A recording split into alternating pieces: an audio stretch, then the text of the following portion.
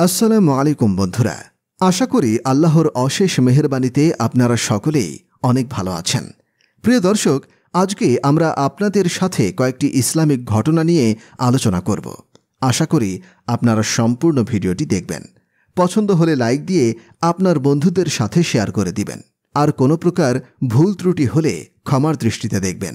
তাহলে দেরি না করে চলুন শুরু করা যাক।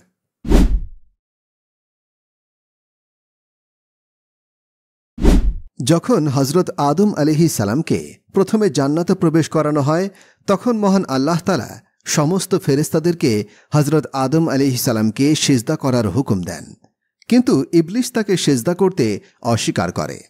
এই কারণে মহান আল্লাহ তাআলা ইবলিসকে জান্নাত থেকে বিতাড়িত করে দুনিয়ায় পাঠিয়ে দেন। এই ঘটনার পরেই শয়তান মহান আল্লাহ তাআলার কাছে কিয়ামত পর্যন্ত অবকাশ চায় এবং আদম সন্তানদের বিভ্রান্ত করতে শুরু করে। যেহেতু ইবলিস ছিল একজন জিন এবং সে ছিল আগুনের তৈরি, এই কারণে ধারণা করা হয় হজরত আদম আলাইহিস সালামের পূর্বে এই পৃথিবীতে জিনদের বসবাস ছিল। জিনদের ফিতনার কারণে মহান আল্লাহ তাআলা ফেরেশতাদের এক বিশাল বাহিনী পাঠিয়ে তাদেরকে খতম করে দেন। সেই সময় বেঁচে যাওয়া জিনেরা পাহাড়ের গুহায় কিংবা সমুদ্রের তলদেশে পালিয়ে যায়। হজরত আদম আলাইহিস সালামের পূর্বে পৃথিবীতে ডাইনোসরদের বসবাস ছিল। হজরত আদম আলাইহিস সালামের পৃথিবীতে আগমনের পূর্বে তারা পুরোপুরি বিলুপ্ত হয়ে যায়। বর্ণনা অনুযায়ী মহান আল্লাহ তাআলা এই পৃথিবীকে 6 দিনে সৃষ্টি করেছেন, যেমনটা সূরা হুদে মহান আল্লাহ তাআলা উল্লেখ করেছেন। অতঃপর তিনি জমিন ও আসমানকে সৃষ্টি করেছেন 6 দিনে, যখন মহান আল্লাহর আরশ ছিল পানির উপরে। এর অর্থ হজরত আদম আলাইহিস সালামের পূর্বে এই দুনিয়ার বুকে শুধুমাত্র পানিই ছিল। এই আয়াতে কোনো মাখলুকের প্রতি ইঙ্গিত করা হয়নি। একদা রাসূলুল্লাহ সাল্লাল্লাহু আলাইহি ওয়াসাল্লামকে প্রশ্ন করা হয়, হজরত আদম আলাইহিস সালামের পূর্বে এই পৃথিবীতে কি ছিল? জবাবে রাসূলুল্লাহ সাল্লাল্লাহু আলাইহি ওয়াসাল্লাম বলেন, মহান আল্লাহ তাআলা ছাড়া আর কেউ ছিল না। এর অর্থ সেখানে উপরে কোনো হাওয়া ছিল না এবং নিচেও কোনো হাওয়া ছিল না। এরপর মহান আল্লাহ তাআলা পানির উপরে নিচের আরশকে সৃষ্টি করেন। বুখারী শরীফে এসেছে, এক ব্যক্তি রাসূলুল্লাহ সাল্লাল্লাহু আলাইহি ওয়াসাল্লামের নিকটে এসে বলল, হে আল্লাহর রাসূল, আমি আপনার নিকট থেকে ইলম শিক্ষা নিতে চাই। এবং সে জিজ্ঞাসা করে, হে আল্লাহর রাসূল সাল্লাল্লাহু আলাইহি ওয়াসাল্লাম, হযরত আদম আলাইহিস সালামের পূর্বে এই জমিনে কি ছিল? জবাবে রাসূলুল্লাহ সাল্লাল্লাহু আলাইহি ওয়াসাল্লাম বললেন, কিছুই ছিল না, শুধুমাত্র মহান আল্লাহ তাআলা ছিলেন এবং পানির উপরে তার আরশ ছিল। রাসূল সাল্লাল্লাহু আলাইহি ওয়াসাল্লাম আরও বলেন, মহান আল্লাহ তাআলা প্রথমে আরশে আজিম সৃষ্টি করেন, এরপরে কলম সৃষ্টি করেন এবং তিনি কলমকে হুকুম দেন, লেখো। এরপর সেই কলম পৃথিবীর শুরু থেকে কিয়ামত পর্যন্ত যা কিছু ঘটবে সব কিছু লিপিবদ্ধ করে এবং সেগুলিকে লাওহে মাহফুজে সংরক্ষিত করা হয়। হযরত আব্দুল্লাহ ইবনে আমর বিন আস রাদিয়াল্লাহু আনহু বর্ণনা করেন, আল্লাহর রাসূল সাল্লাল্লাহু আলাইহি ওয়াসাল্লাম ইরশাদ করেছেন, মহান আল্লাহ তাআলা মানব জাতির 50,000 বছর পূর্বেই সমস্ত মাখলুকের তাকদীর লিখেছেন এবং সেই সময় মহান আল্লাহ তাআলার আরশ ছিল পানির উপরে। এই সমস্ত হাদিস থেকে বোঝা যায় আল্লাহ তাআলা সর্বপ্রথম পানি এবং পানির উপরে আরশে আজিম সৃষ্টি করেন। এরপর কলম এবং লাওহে মাহফুজকে সৃষ্টি করেন, যেখানে কিয়ামত পর্যন্ত যা যা ঘটবে তার সমস্ত কিছু লেখা হয়েছে। এরপর মহান আল্লাহ তাআলা আসমান ও জমিনকে সৃষ্টি করেন। প্রিয় দর্শক, হযরত আবু হুরায়রা রাদিয়াল্লাহু আনহু বর্ণনা করেন, রাসূল সাল্লাল্লাহু আলাইহি ওয়াসাল্লাম আমার হাত ধরে বললেন, মহান আল্লাহ তাআলা মাটি সৃষ্টি করেছেন শনিবারে, পাহাড় রোববারে, বৃক্ষরাজি সোমবারে, খারাপ জিনিসগুলো মঙ্গলবারে, আলো বুধবারে, গাছপালা বৃহস্পতিবারে, জীবজন্তু এবং হজরত আদম আলাইহিস সালামকে সৃষ্টি করেছেন শুক্রবার আসরের নামাজের পর। এই হাদিস থেকে জানা যায় মহান আল্লাহ তাআলা কিভাবে এই দুনিয়াকে সৃষ্টি করেছেন। হজরত আদম আলাইহিস সালাম সর্বপ্রথম সৃষ্ট মানুষ এবং সমস্ত মানবজাতির আদি পিতা। যখন মানুষের পূর্বে ফেরেশতা এবং জিনদেরকে সৃষ্টি করা হয়, সেখানে সর্বপ্রথম ফেরেশতাদেরকে সৃষ্টি করা হয়। দ্বিতীয়ত জিনেরা এবং সর্বশেষ মানুষকে সৃষ্টি করা হয়। যেমনটি মহান আল্লাহ তাআলা পবিত্র কুরআন শরীফে সূরা হিজর ২৭ নম্বর আয়াতে বর্ণনা করেন। তিনি বলেন, আর ইতপূর্বে জিনকে সৃষ্টি করেছি উত্তপ্ত অগ্নিশিখা থেকে। জিনদের ব্যাপারে হযরত আব্দুল্লাহ ইবনে আব্বাস রাদিয়াল্লাহু আনহু বর্ণনা করেন, হযরত আদম আলাইহিস সালামের ২০০০ বছর পূর্বে জিনদেরকে সৃষ্টি করা হয়েছে। তারা মানুষের পূর্বে এই পৃথিবীতে এসেছিল, কিন্তু ধীরে ধীরে তারা ফিতনা, ফাসাদ এবং রক্তপাতে জড়িয়ে পড়ে, যার কারণে মহান আল্লাহ তাআলা ফেরেশতাদের একটি বিশাল বাহিনীকে প্রেরণ করেন।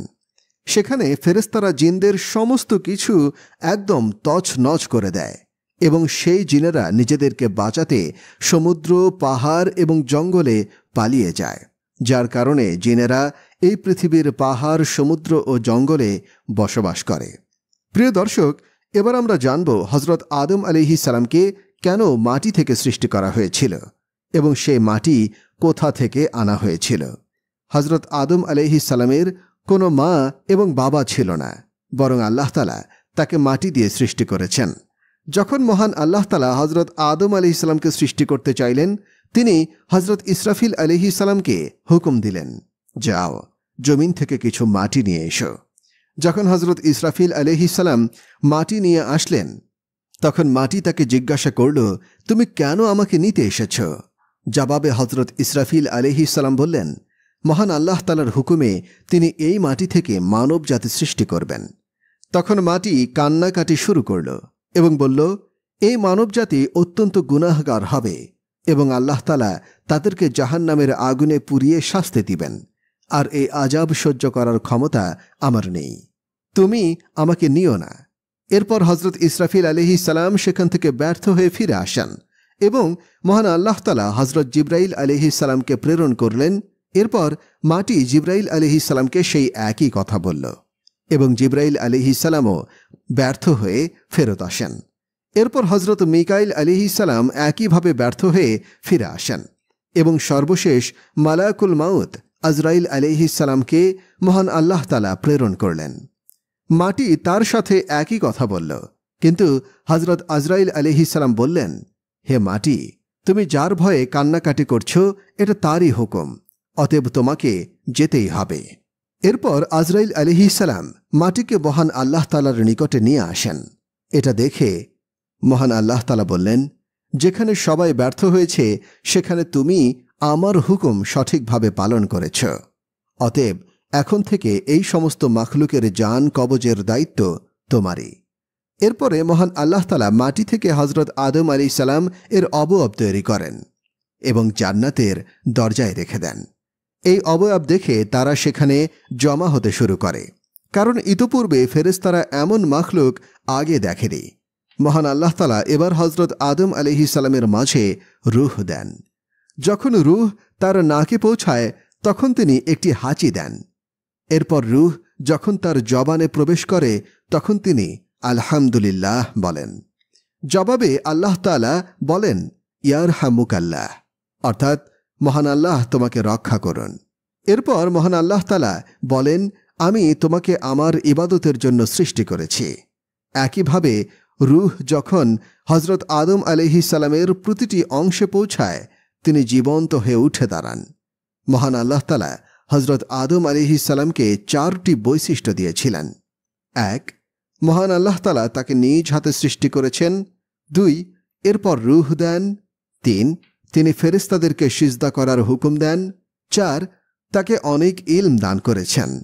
ইবলিস ছিল একজন জিন এবং সে ছিল আগুনের তৈরি, কিন্তু মহান আল্লাহ তাআলা তার ইবাদতে খুশি হয়ে তাকে ফেরেশতাদের মধ্যে অন্তর্ভুক্ত করে দেন এবং তাকে ফেরেশতাদের সর্দার বানিয়ে দেন। এবং এই দুনিয়ার বুকে এমন 1 ইঞ্চি জায়গাও অবশিষ্ট ছিল না যেখানে দাঁড়িয়ে ইবলিস মহান আল্লাহ তাআলাকে সিজদা করেনি। আর এই সমস্ত ইবাদত, সিজদা ও মহান আল্লাহ তাআলার হুকুম মেনে চলার কারণে মহান আল্লাহ তাআলা তাকে ফেরেশতাদের সর্দার বানিয়ে দিয়েছিলেন। কিন্তু ইবলিসের মনে অহংকারের সৃষ্টি হল, সে মাটির তৈরি আদম আলাইহিস সালামকে সিজদা করতে অস্বীকার করল। যখন মহান আল্লাহ তাআলা আদমকে মাটি থেকে সৃষ্টি করেন তখন সকল ফেরেশতাদেরকে বলেন, তোমরা আদমকে সিজদা করো। শুধুমাত্র ইবলিস বলল, আদম মাটি থেকে তৈরি এবং আমি আগুনের তৈরি, আমি কেন আদমকে সিজদা করব? কোনো কোনো বর্ণনায় এসেছে, যখন মহান আল্লাহ তাআলা হযরত আদম আলাইহিস সালামকে সিজদা করতে হুকুম দিলেন, ইবলিস তখন হযরত আদম আলাইহিস সালামের পেটে থুতু নিক্ষেপ করেছিলেন। এরপর মহান আল্লাহ তাআলা হযরত জিবরাইল আলাইহিস সালামকে হুকুম দেন সেই থুথুযুক্ত মাটিটি সেখান থেকে সরিয়ে ফেলার জন্য। যখন হযরত জিবরাইল আলাইহিস সালাম মাটির সেই অংশটি সরিয়ে নেন, তখন হযরত আদম আলাইহিস সালামের পেটের উপরে ছোট্ট একটি গর্ত সৃষ্টি হয়েছিল, আর এটি নাভিরূপে আমাদের সকলের পেটের উপরে আজও বর্তমান রয়েছে। মহান আল্লাহ তাআলা এই মাটি থেকে, অর্থাৎ শয়তান যেখানে থুথু ফেলেছিল সেটি তুলে নেওয়া মাটি থেকে কুকুরকে সৃষ্টি করলেন। কুকুরের ব্যাপারে বর্ণনা রয়েছে, মহান আল্লাহ তাআলা হযরত আদম আলাইহিস সালাম ও বিবি হাওয়া আলাইহিস সালামকে এই দুনিয়াতে প্রেরণ করলেন। সেখানে শয়তান আগে থেকেই দুনিয়ার বুকে উপস্থিত মাখলুককে বলল হযরত আদম ও বিবি হাওয়া আলাইহিস সালামকে খেয়ে ফেলতে, এবং কুকুর সেই সময়ে তাদের দুজনকেই এই সমস্ত মাখলুক থেকে হেফাজত করে। অর্থাৎ মহান আল্লাহ তাআলা হযরত আদম আলাইহিস সালামকে প্রেরণ করার পর কুকুর সৃষ্টি করেন। হযরত আবু মুসা আশআরী রাদিয়াল্লাহু আনহু থেকে বর্ণিত, রাসূল সাল্লাল্লাহু আলাইহি ওয়াসাল্লাম ইরশাদ করেছেন, মহান আল্লাহ তাআলা হযরত আদম আলাইহিস সালামকে এক মুঠো মাটি থেকে সৃষ্টি করেছেন। এই মাটিতে পৃথিবীতে উপস্থিত সকল ধরনের মাটি মিশ্রণ ছিল, এবং এই কারণে হযরত আদম আলাইহিস সালামের থেকে আগত মানব জাতির মাঝে বিভিন্ন রঙের এবং চেহারার মানুষ দেখতে পাওয়া যায়। হযরত আদম আলাইহিস সালাম প্রায় 960 বছর বেঁচে ছিলেন। তার বেঁচে থাকা অবস্থায় সমস্ত মানুষের সংখ্যা হয়েছিল প্রায় 1 লাখ, যারা সবাই বিভিন্ন ইমারত ও চাষাবাদের সাহায্যে জমিনকে আবাদ করেছে। প্রিয় দর্শক, পবিত্র কোরআন শরীফে এই কথা বারবার উল্লেখিত হয়েছে যে হযরত আদম আলাইহিস সালামকে মাটি থেকে সৃষ্টি করা হয়েছে। যখন মহান আল্লাহ তাআলা হযরত আদম আলাইহিস সালামকে জান্নাতে থাকতে দিলেন, সেখানে তিনি একাকিত্বের কারণে কিছুটা পেরেশান হয়ে যান। তখন মহান আল্লাহ তাআলা তার নিকট ঘুমকে পাঠান, এবং হযরত আদম আলাইহিস সালাম ঘুমে আচ্ছন্ন হয়ে যান। এরপর হযরত আদম আলাইহিস সালামের ঘুমন্ত অবস্থায় মহান আল্লাহ তাআলা হযরত হাওয়া আলাইহিস সালামকে সৃষ্টি করেন। এরপর হযরত আদম আলাইহিস সালামের ঘুমন্ত অবস্থায় মহান আল্লাহ তাআলা হযরত হাওয়া আলাইহিস সালামকে সৃষ্টি করেন। যখন হযরত আদম আলাইহিস সালামের ঘুম ভাঙে, তখন তিনি অবাক হয়ে দেখতে পান তার পাশে খুবই সুন্দরী একজন নারী বসে রয়েছে। হযরত আদম আলাইহিস সালাম তাকে জিজ্ঞাসা করলেন, তুমি কে, আর এখানে কিভাবে এলে? জবাবে বিবি হাওয়া আলাইহিস সালাম বললেন, আমি আপনার স্ত্রী।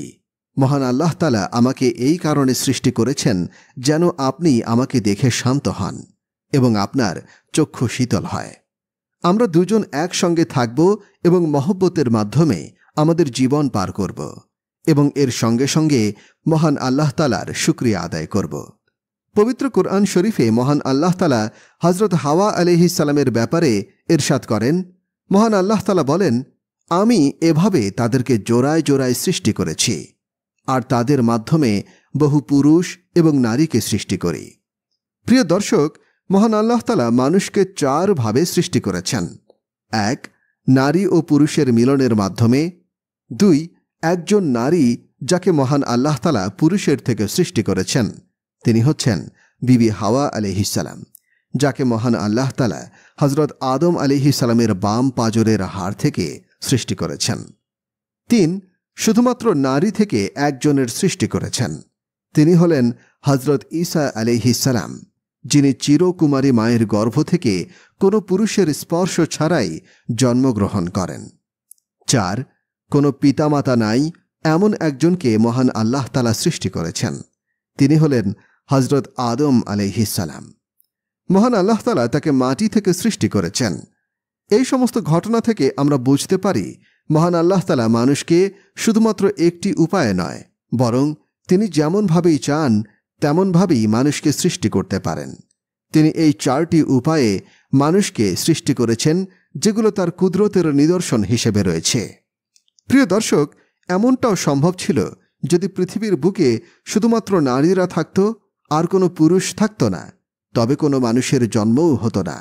আবার এই পৃথিবীতে যদি শুধুমাত্র পুরুষরাই বাস করত কিন্তু কোনো নারী বাস করত না, সেক্ষেত্রেও কোনো মানুষের জন্মই হতো না। আবার পুরুষ ও নারী উভয়েই থাকা সত্ত্বেও যদি তাদের মধ্যে মিলন না ঘটত তবেও মানুষের জন্ম হতো না। কিন্তু মহান আল্লাহ তাআলা এই চারভাবে মানুষকে সৃষ্টির মাধ্যমে পুরুষ এবং নারী উভয়ের মুখ বন্ধ করে দিয়েছেন। মহান আল্লাহ তাআলা আমাদের দেখিয়ে দিয়েছেন তিনি ইচ্ছা করলে সব পারেন। তিনি সমস্ত কিছুর নিয়ন্ত্রক। প্রিয় দর্শক, এবার আমরা জানব হযরত আদম আলাইহিস সালামকে সৃষ্টির কত বছর হতে চলল এবং হযরত আদম আলাইহিস সালাম এবং হযরত মুহাম্মদ সাল্লাল্লাহু আলাইহি ওয়াসাল্লামের মাঝে কত বছরের ব্যবধান রয়েছে। কিন্তু এই ব্যাপারটি পবিত্র কুরআন এবং হাদিসের কোথাও পাওয়া যায় না। ইমাম ইবনে হাজার আসকালানি রহিমাহুল্লাহ বর্ণনা করেন হযরত আদম আলাইহিস সালাম এবং হযরত নূহ আলাইহিস সালামের মাঝে প্রায় 1200 বছর ব্যবধান ছিল। হযরত নূহ আলাইহিস সালাম এবং হযরত ইব্রাহিম আলাইহিস সালাম এর মাঝে 1142 বছরের ব্যবধান ছিল। হযরত ইব্রাহিম আলাইহিস সালাম থেকে হযরত মূসা আলাইহিস সালামের মাঝে 562 বছরের ব্যবধান ছিল।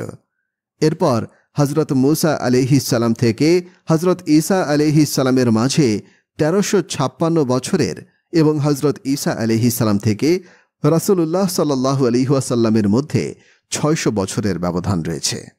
এইভাবে আম্বিয়ায়ে কেরামদের বয়স ছিল হযরত আদম আলাইহিস সালামের 960 বছর, হযরত নূহ আলাইহিস সালামের 950 বছর, হযরত ইব্রাহিম আলাইহিস সালামের 200 বছর, হযরত দাউদ আলাইহিস সালামের 100 বছর, হযরত ঈসা আলাইহিস সালামের 33 বছর এবং নবী করিম সাল্লাল্লাহু আলাইহি ওয়াসাল্লামের 63 বছর পর্যন্ত হায়াত পেয়েছেন। প্রিয় দর্শক, সেই হিসেবে হযরত আদম আলাইহিস সালামকে সৃষ্টির প্রায় 9288 বছর হয়ে গিয়েছে। হযরত আদম আলাইহিস সালাম এবং মুহাম্মদ সাল্লাল্লাহু আলাইহি ওয়াসাল্লামের মাঝে আনুমানিক প্রায় 6835 বছরের ব্যবধান রয়েছে।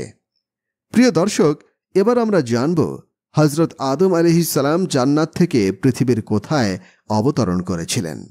হযরত আদম আলাইহিস সালামের অবতরণস্থল হিসেবে তাফসীরবিদদের একাধিক মতের মধ্যে মক্কার সাফা পর্বতের পাশাপাশি ভারতের সরল দ্বীপের অর্থাৎ বর্তমান শ্রীলঙ্কার নাম উল্লেখযোগ্য। ব্রিটানিকার তথ্য অনুসারে শ্রীলঙ্কার দক্ষিণ পশ্চিমে অবস্থিত 7500 ফুট উচ্চতার শ্রীপদ নামের পাহাড়ের চূড়ায় 67 ইঞ্চি দৈর্ঘ্য এবং 18 ইঞ্চি প্রস্থের একটি পায়ের ছাপ পাওয়া যায়। হযরত আদম আলাইহিস সালাম ও হযরত হাওয়া আলাইহিস সালাম পৃথিবীর দুটি স্থানে অবতরণ করেন। আদম আলাইহিস সালাম অবতরণ করেন শ্রীলঙ্কার আদম পাহাড়ে এবং হাওয়া আলাইহিস সালাম অবতরণ করেন সৌদি আরবের হেজাজে। দীর্ঘদিন পর মক্কার আরাফাত নামক প্রান্তরে তাদের পুনর্মিলন হয় এবং তাদের পূর্বে ইবলিশকে ইরাকে নেমে দেওয়া হয়েছিল। সেই হিসেবে সরল দ্বীপ এবং তার মাঝে প্রায় 2100 কিলোমিটার দূরত্ব ছিল। সরল দ্বীপ বা বর্তমান শ্রীলঙ্কার শ্রীপদ পাহাড়ে উঠতে প্রায় 4 ঘন্টা সময় লাগে এবং সেখানে ওঠাও বেশ ঝুঁকিপূর্ণ। আর সেখানেই হযরত আদম আলাইহিস সালামের পায়ের ছাপকে সংরক্ষিত করে রাখা হয়েছে। এই পাহাড়ে বৌদ্ধ ধর্মের অনুসারীরা যাতায়াত বেশি করেন এবং এটিকে নিজেদের অস্তিত্বের আদি প্রতীক হিসেবে চিহ্নিত করে এবং মুসলমানরা একে হযরত আদম আলাইহিস সালামের পায়ের ছাপ হিসেবে বিশ্বাস করে এবং হিন্দুরা বিশ্বাস করে এই পায়ের ছাপ তাদের ঈশ্বর শিবের। বৌদ্ধদের বিশ্বাস এটা গৌতম বুদ্ধের পায়ের ছাপ। প্রতি বছর এই পাহাড়ে বহু মানুষ আসে এবং এই পায়ের ছাপের জিয়ারত করে। এখানে ইবনে বতুতাও জিয়ারতের জন্য এসেছিলেন। তিনি তার ভ্রমণের বর্ণনায় লেখেন, আমি শ্রীলঙ্কায় এসে এখানকার রাজাকে বললাম আমি কদম শরীফের জিয়ারত করতে চাই। রাজা আমার এই কথায় রাজি হলেন। তিনি আমাকে একটি পালকি এবং একজন গোলাম দিলেন। আমি তার পালকিতে করে সেখানে গেলাম। এছাড়া আরও 15 জন লোক আমার জিনিসপত্র নিয়ে যাওয়ার জন্য নিযুক্ত ছিল। ইবনে বতুতার মতে এখানে চীনের লোকেরাও জিয়ারতের জন্য আসে। এখানকার লোকদের মতে চীনের কেউ একজন এসে এখানে পায়ের একটি আঙুল ভেঙে নিয়ে যায় এবং সেটি চীনের শহর চেতুনের একটি মন্দিরে রাখা হয়েছে। হিন্দুরা এখানে এসে সোনা, রূপা, মতি প্রভৃতি দিয়ে জিয়ারত প্রার্থনা করে।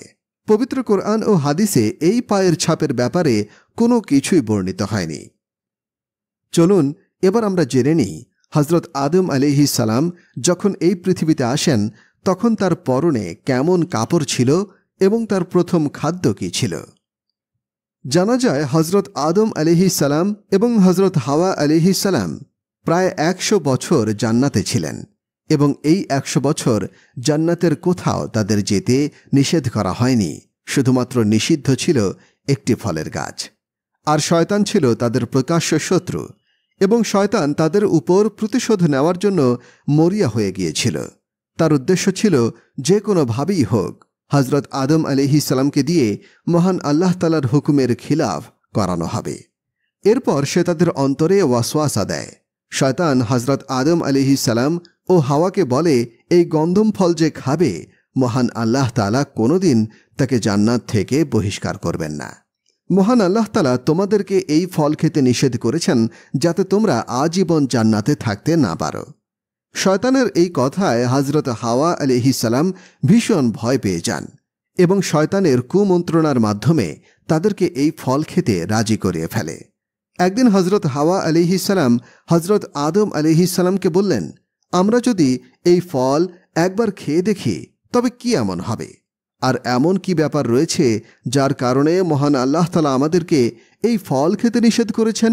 প্রথমে হজরত আদম আলাইহিস সালাম রাজি না হলেও পরে বিবি হাওয়ার কথায় তিনি রাজি হয়ে যান। যখনই তিনি ফলটি মুখে নিলেন সঙ্গে সঙ্গেই তাদের সতর উন্মুক্ত হয়ে যায় এবং তারা পেরেশান হয়ে জান্নাতের গাছের পাতা দিয়ে নিজেদের লজ্জা লুকানোর চেষ্টা করতে থাকেন। এরপর মহান আল্লাহ তাআলা তাদেরকে জিজ্ঞাসা করলেন, আমি কি তোমাদেরকে এই ফল খেতে নিষেধ করিনি? আমি কি তোমাদেরকে বলিনি যে শয়তান তোমাদের প্রকাশ্য শত্রু? এই কথা শুনে হজরত আদম আলাইহিস সালাম এবং বিবি হাওয়া আলাইহিস সালাম অত্যন্ত লজ্জিত এবং অনুতপ্ততা বোধ করেন। তারা মহান আল্লাহ তাআলার নিকটে দোয়া করেন, হে মহান আল্লাহ তাআলা, আমরা অনেক বড় ভুল করেছি। এখন আপনি যদি আমাদেরকে ক্ষমা না করেন এবং রহমত না করেন তবে আমরা ধ্বংস হয়ে যাব। এরপর মহান আল্লাহ তাআলা বলেন, এখন থেকে তোমরা জমিনের উপরেই থাকবে এবং শয়তান হবে তোমাদের প্রকাশ্য শত্রু। এখানে তোমরা আমার ইবাদত করবে, এখানেই তোমরা মৃত্যুবরণ করবে, আবার এখান থেকেই তোমরা পুনরুত্থিত হবে। এরপর মহান আল্লাহ তাআলা তাদের দুজনকে জমিনে নামিয়ে দেন। জমিনে নেমে হজরত আদম আলাইহিস সালাম বলেন, হে মহান আল্লাহ তাআলা, আমি তো এখানে কিছুই দেখতে পাচ্ছি না। এখানে আমি ইবাদত করব কোথায়? যেমনটি আসমানে বাইতুল মামুর রয়েছে, সেখানে সবাই তাওয়াফ করে। এরপর মহান আল্লাহ তাআলা বললেন, যাও, আমি যেখানে চিহ্ন দিয়েছি সেখানে কাবা ঘর তৈরি করো এবং তুমি সেটার তাওয়াফ করো। কাবার দিকে মুখ করে তুমি নামাজ আদায় করো। এরপর হজরত জিবরাইল আলাইহিস সালাম হজরত আদম আলাইহিস সালামকে সেখানে নিয়ে যান যেখান থেকে জমিনের সৃষ্টি শুরু হয়েছিল এবং সেখানে কাবা ঘর তৈরি করার পর থেকে কাবা তাওয়াফ করতে থাকেন এবং সেদিকে মুখ করে নামাজ পড়তে থাকেন। হজরত আদম আলাইহিস সালাম এই জমিনে আসার পর থেকেই তিনি খুব লজ্জিত এবং আফসোসের মাঝে দিন কাটাতেন। বর্ণনা মোতাবেক হজরত আদম আলাইহিস সালাম অনেক দীর্ঘ সময় ধরে মহান আল্লাহ তাআলার কাছে কান্নাকাটি করেছেন। এটি দেখে মহান আল্লাহ তাআলা তার উপরে দয়া করেন এবং একদিন হজরত জিবরাইল আলাইহিস সালাম হজরত আদম আলাইহিস সালামের নিকটে আসেন এবং তাকে মহান আল্লাহ তাআলার তরফ থেকে ক্ষমা প্রাপ্তির সুসংবাদ দেয়া হয় এবং সেই দিনটি ছিল জুমার বার। ক্ষমা প্রাপ্তির খবরে হজরত আদম আলাইহিস সালাম মহান আল্লাহ তাআলার নিকটে বারবার সিজদা করে শুকরিয়া আদায় করতে থাকেন। এরপর হজরত জিবরাইল আলাইহিস সালাম তাকে মক্কায় নিয়ে আসেন। হজরত আদম আলাইহিস সালাম সেখানে কাবা শরীফের বুনিয়াদ করেন এবং হজরে আসওয়াদকে কাবার দেয়ালে স্থাপন করেন। এরপর তিনি কাবা তাওয়াফ করেন। হজরত জিবরাইল আলাইহিস সালাম এরপর তাকে আরাফাতের ময়দানে নিয়ে যান এবং সেখানে বিবি হাওয়ার সঙ্গে তিনি পুনরায় মিলিত হন। প্রথমে তারা একে অপরকে চিনতে পারেনি। হজরত জিবরাইল আলাইহিস সালাম তাদের পরিচয় করিয়ে দেন আর এভাবেই তারা দুনিয়াতে আসার পর প্রথমবার মিলিত হন। প্রিয় দর্শক, হজরত নূহ আলাইহিস সালামের সময় তুফানের আগ পর্যন্ত কাবা এইভাবেই ছিল। এরপর তুফান আসার আগে মহান আল্লাহ তাআলা পবিত্র কাবা শরীফকে আসমানে তুলে নেন, কিন্তু চিহ্নস্বরূপ সেখানে একটি টিলা থেকে যায় এবং লোকেরা এর পরেও সেখানে দোয়া করতে আসত এবং এই অবস্থা হজরত ইব্রাহিম আলাইহিস সালামের সময় পর্যন্ত চলতে থাকে। যখন হজরত ইসমাইল আলাইহিসসালাম এবং বিবি হাজরা আলাইহিসসালাম এখানে এসে বসবাস করতে শুরু করেন এবং হজরত হাজরা আলাইহিসসালামের ইন্তেকালের পর হজরত ইব্রাহিম আলাইহিসসালামের উপর হুকুম আসে যে তিনি যেন তার পুত্র ইসমাইলকে নিয়ে পুনরায় কাবা ঘর নির্মাণের কাজ শুরু করেন এবং তার চিহ্ন মহান আল্লাহ তাআলা ঠিক এইভাবে দিলেন। একটি মেঘের ছায়া ঠিক কাবার জায়গায় এসে পড়ে। হজরত জিবরাইল আলাইহিসসালাম সেখানে একটি গর্ত করেন এবং সেই গর্ত ধরেই হজরত ইব্রাহিম আলাইহিসসালাম সেখানে কাবা নির্মাণ করেন, ঠিক যেভাবে হজরত আদম আলাইহিসসালাম নির্মাণ করেছিলেন। হজরত ইব্রাহিম আলাইহিসসালাম কাবার ভিতরে একটি ঘরের মতো বানিয়েছিলেন, যেন কোনো উপহার এলে সেই উপহারগুলোকে কাবার ভেতরে রাখা যায়। কাবার দুটি দরজা ছিল, একটি ছিল ঢোকার জন্য আর অন্যটি ছিল বের হওয়ার জন্য। হজরত ইব্রাহিম আলাইহিসসালাম এবং হজরত ইসমাইল আলাইহিসসালাম 3টি পাহাড় থেকে পাথর এনেছিলেন। পরবর্তীতে এদের উচ্চতা কমানো হয় এবং দরজা দুটোর জায়গায় একটি করা হয়। প্রিয় দর্শক, এবার চলুন জেনে নিই হজরত আদম আলাইহিসসালামের পূর্বে কোন পয়গম্বর এই দুনিয়াতে এসেছিলেন। জানা যায় হজরত আদম আলাইহিসসালামের পূর্বে একজন পয়গম্বর এই দুনিয়ার বুকে এসেছিলেন, অর্থাৎ মানুষ সৃষ্টির পূর্বে তিনি এসেছিলেন। এই জমিনে আরও জানা যায় মানুষ আসার প্রায় 2000 বছর পূর্বে জিনদেরকে সৃষ্টি করা হয়েছিল। হজরত আদম আলাইহিসসালামের পূর্বে জিনদের নিকট একজন পয়গম্বর প্রেরণ করা হয়েছিল।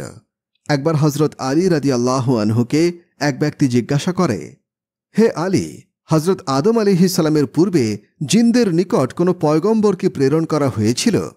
জবাবে হজরত আলী রাদিয়াল্লাহু আনহু বলেন, একজন পয়গম্বর প্রেরণ করা হয়েছিল, তার নাম ছিল ইউসুফ। তাকে জিনদের হেদায়েতের জন্য প্রেরণ করা হয়েছিল, কিন্তু জিনেরা তাকে হত্যা করে। এখান থেকে বোঝা যায় জিনদের হেদায়েতের জন্য মহান আল্লাহ তাআলা পয়গম্বর প্রেরণ করেছেন, কিন্তু সেটি আমাদের মানুষের জন্য প্রযোজ্য ছিল না। যখন মহান আল্লাহ তাআলা হজরত আদম আলাইহিসসালামকে জমিনে প্রেরণ করেন, তিনি হজরত আদম আলাইহিসসালামের জন্য পোশাকের ব্যবস্থা করে দেন এবং তার সন্তানদের হেদায়েত নসিব করেন। সঙ্গে সঙ্গে তাদেরকে অনেক সম্মানিত করেন। হজরত আদম আলাইহিসসালামের অনেক সন্তান ছিল, কিন্তু এদের মাঝে 2 জন সন্তান আল্লাহ তাআলার নিকটে তাদের কোরবানি পেশ করে। এর মাঝে মহান আল্লাহ তাআলা একজনের কোরবানি কবুল করেন এবং অপরজনের কোরবানি কবুল করেননি। যার কোরবানি কবুল হয়নি সে প্রথমজনকে বলে, নিশ্চয়ই আমি তোমাকে হত্যা করব। জবাবে প্রথমজন বলে, মহান আল্লাহ তাআলা মুত্তাকি ব্যক্তির কোরবানি কবুল করেন, নিশ্চয়ই তুমি মুত্তাকি নও, তাই মহান আল্লাহ তাআলা তোমার কোরবানি কবুল করেননি। আর এইভাবেই দুনিয়াতে প্রথম রক্তপাত হয় এবং নিজের ভাইকে হত্যা করার ঘটনাও ঘটে। কিন্তু নিজের ভাইকে হত্যা করার পরে হত্যাকারী বুঝতে পারছিল না এখন সে তার মৃত ভাইয়ের লাশ কি করবে। তখন সে দেখতে পায় একটি কাক মাটি খুঁড়ছে। এটি দেখে সে শিখতে পারে কিভাবে তার ভাইয়ের লাশকে লুকিয়ে রাখা যায়। কিন্তু এরপর হত্যাকারী নিজের কৃতকর্মের জন্যে অনেক অনুতপ্ত, লজ্জিত এবং আফসোস করতে থাকে। হত্যাকারীর নাম ছিল কাবিল। কাবিল তার ভাই হাবিলকে হত্যা করে। এবার আসা যাক হজরত আদম আলাইহিসসালামের মৃত্যু কিভাবে ঘটে তা নিয়ে আলোচনায়। হজরত আদম আলাইহিসসালাম তার সন্তান হাবিলের হত্যার খবর পান। তিনি অনেকটাই ভেঙে পড়েন এবং সেই মুহূর্তে হজরত জিবরাইল আলাইহিসসালাম নিকটে আসেন। তিনি হজরত আদম আলাইহিসসালামকে এক সন্তানের সুসংবাদ দেন। তিনি বলেন, তোমার এমন একজন সন্তান আসবে যাকে মহান আল্লাহ তাআলা নবী হিসেবে প্রেরণ করবেন। এরপর হজরত আদম আলাইহিসসালামের মৃত্যুর পূর্বে তার একজন সন্তানের জন্ম হয়। তার নাম ছিল হজরত শীশ আলাইহিসসালাম। আর এই ছিল মহান আল্লাহ তাআলার পক্ষ থেকে হজরত আদম আলাইহিসসালামের জন্য একটি উপহার। যখন হজরত আদম আলাইহিসসালামের মৃত্যু নিকটে আসে তখন তিনি সন্তানদেরকে বলেন, জান্নাতের সেই নিষিদ্ধ ফলের বিষক্রিয়া শুরু হয়েছে। এটি শুনে তারা ওষুধের খোঁজে বেরিয়ে পড়ে এবং এরপরে তারা দেখতে পায় একজন ফেরেশতা এগিয়ে আসছেন, যার নিকটে হজরত আদম আলাইহিসসালামের কাফন ছিল। সেই ফেরেশতা হজরত আদম আলাইহিসসালামের সন্তানদেরকে জিজ্ঞাসা করলেন, তোমরা কিসের সন্ধান করছো? জবাবে আদম আলাইহিসসালামের সন্তানরা বলল, আমাদের পিতা অসুস্থ, তার পেটে জান্নাতের নিষিদ্ধ ফলের বিষক্রিয়া ঘটেছে। এই কথা শুনে ফেরেশতা বললেন, তোমরা ফিরে যাও, তোমাদের পিতার মৃত্যুর সময় ঘনিয়ে এসেছে।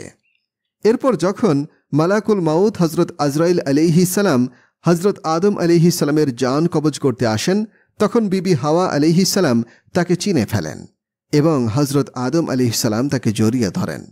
তখন হজরত আদম আলাইহিস সালাম বললেন, তুমি আমাকে ছেড়ে দাও, একমাত্র আল্লাহ তাআলা ছাড়া সকলকে মৃত্যুর স্বাদ গ্রহণ করতে হবে। এরপর মহান আল্লাহ তাআলা ফেরেশতা হজরত আদম আলাইহিস সালামের জান কবজ করেন। হজরত আদম আলাইহিস সালামকে গোসল করানো হয় এবং সুগন্ধি মাখানো হয় এবং তার জন্য কবর খোঁড়া হয়। হজরত জিব্রাইল আলাইহিস সালাম এসে হজরত শীশ আলাইহিস সালামকে জানাজা পড়ানোর নিয়ম শিখিয়ে দেন। এরপর তিনি হজরত আদম আলাইহিস সালামের জানাজা পড়ান। বর্ণনা অনুযায়ী মৃত্যুর সময় হজরত আদম আলাইহিস সালামের বয়স ছিল 960 বছর। ইবনে আব্বাস রাদিয়াল্লাহু আনহু থেকে বর্ণিত, হজরত নূহ আলাইহিস সালাম তুফান শেষে যখন নৌকা থেকে নামেন, তখন তিনি হজরত আদম আলাইহিস সালামের লাশকে পুনরায় বায়তুল মুকাদ্দাসে দাফন করেন। জানা যায় হজরত আদম আলাইহিস সালাম হজরত হাওয়া আলাইহিস সালামের ওফাতের 1 বছর পরেই ইন্তেকাল করেন।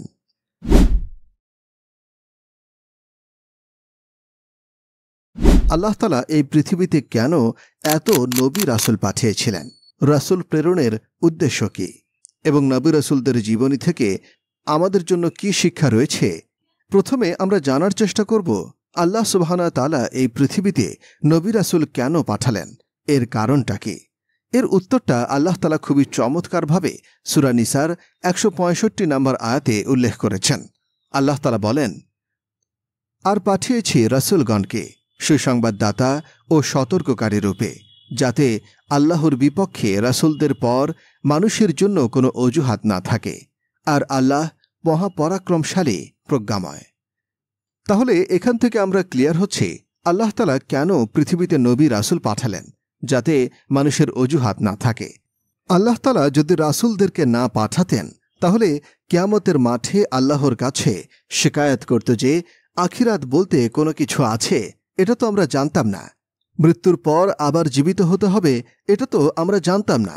পৃথিবীতে আমরা কি কি করেছি এর হিসাব আমাকে এখন কিয়ামতের মাঠে দিতে হবে, এটা তো আমরা জানতাম না।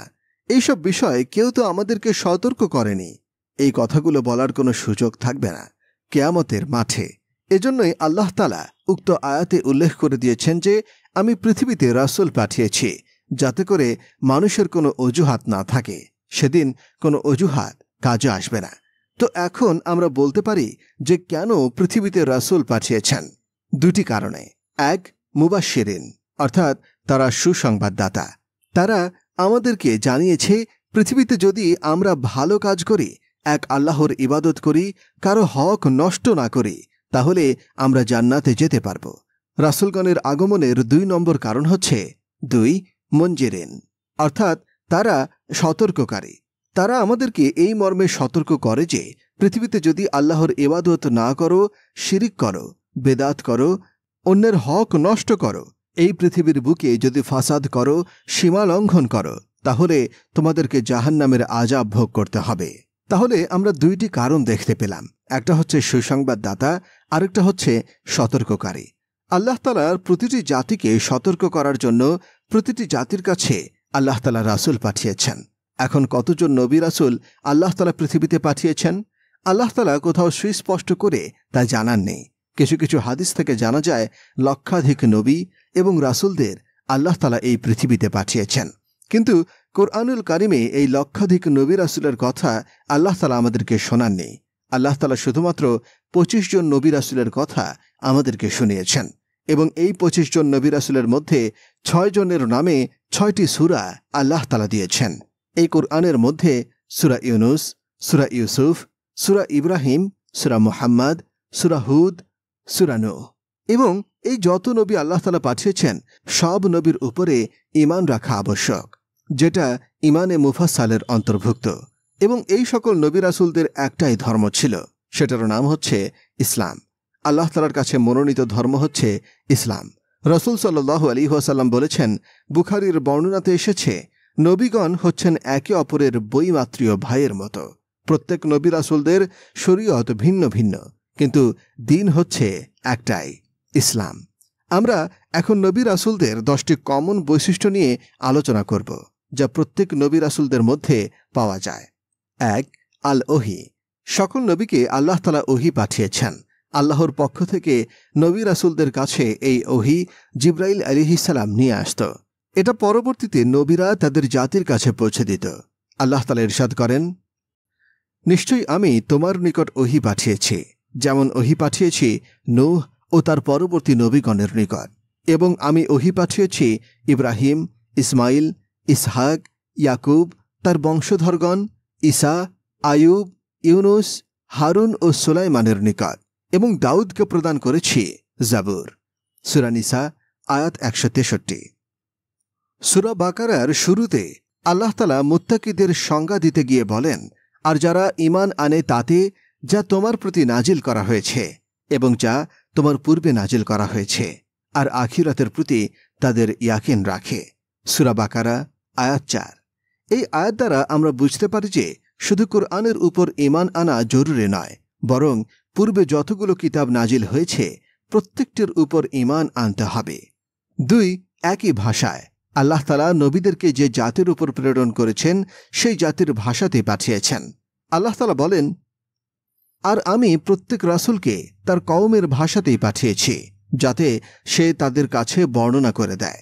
সুতরাং আল্লাহ তাআলা যাকে ইচ্ছা পথভ্রষ্ট করেন এবং যাকে ইচ্ছা সঠিক পথ দেখান, আর তিনি পরাক্রমশালী, প্রজ্ঞাময়। সূরা ইব্রাহিম আয়াত 4। 3. উত্তম চরিত্র। চারিত্রিক দৃষ্টিকোণ থেকে অতুলনীয় ছিলেন একজন নবী, মাসুম ছিলেন। আহলে সুন্নাত ওয়াল জামাতের আকীদা হচ্ছে সকল নবী মাসুম ছিলেন, তাদের আগে ও পরে কোনো গুনাহ নেই। আল্লাহ তাআলা বলেন, আর নিশ্চয়ই তুমি মহান চরিত্রের উপর অধিষ্ঠিত। সূরা কালাম আয়াত 4। চমৎকার চারিত্রিক মাধুর্য দিয়ে আল্লাহ তাআলা তাদের প্রত্যেকজন নবীকে পাঠিয়েছেন। 4. মোজেজা। প্রত্যেক নবীদেরই আলাদা আলাদা মোজেজা ছিল। তাদেরকে নবুয়তের প্রমাণস্বরূপ আল্লাহ তাআলা মোজেজা দিয়েছিলেন।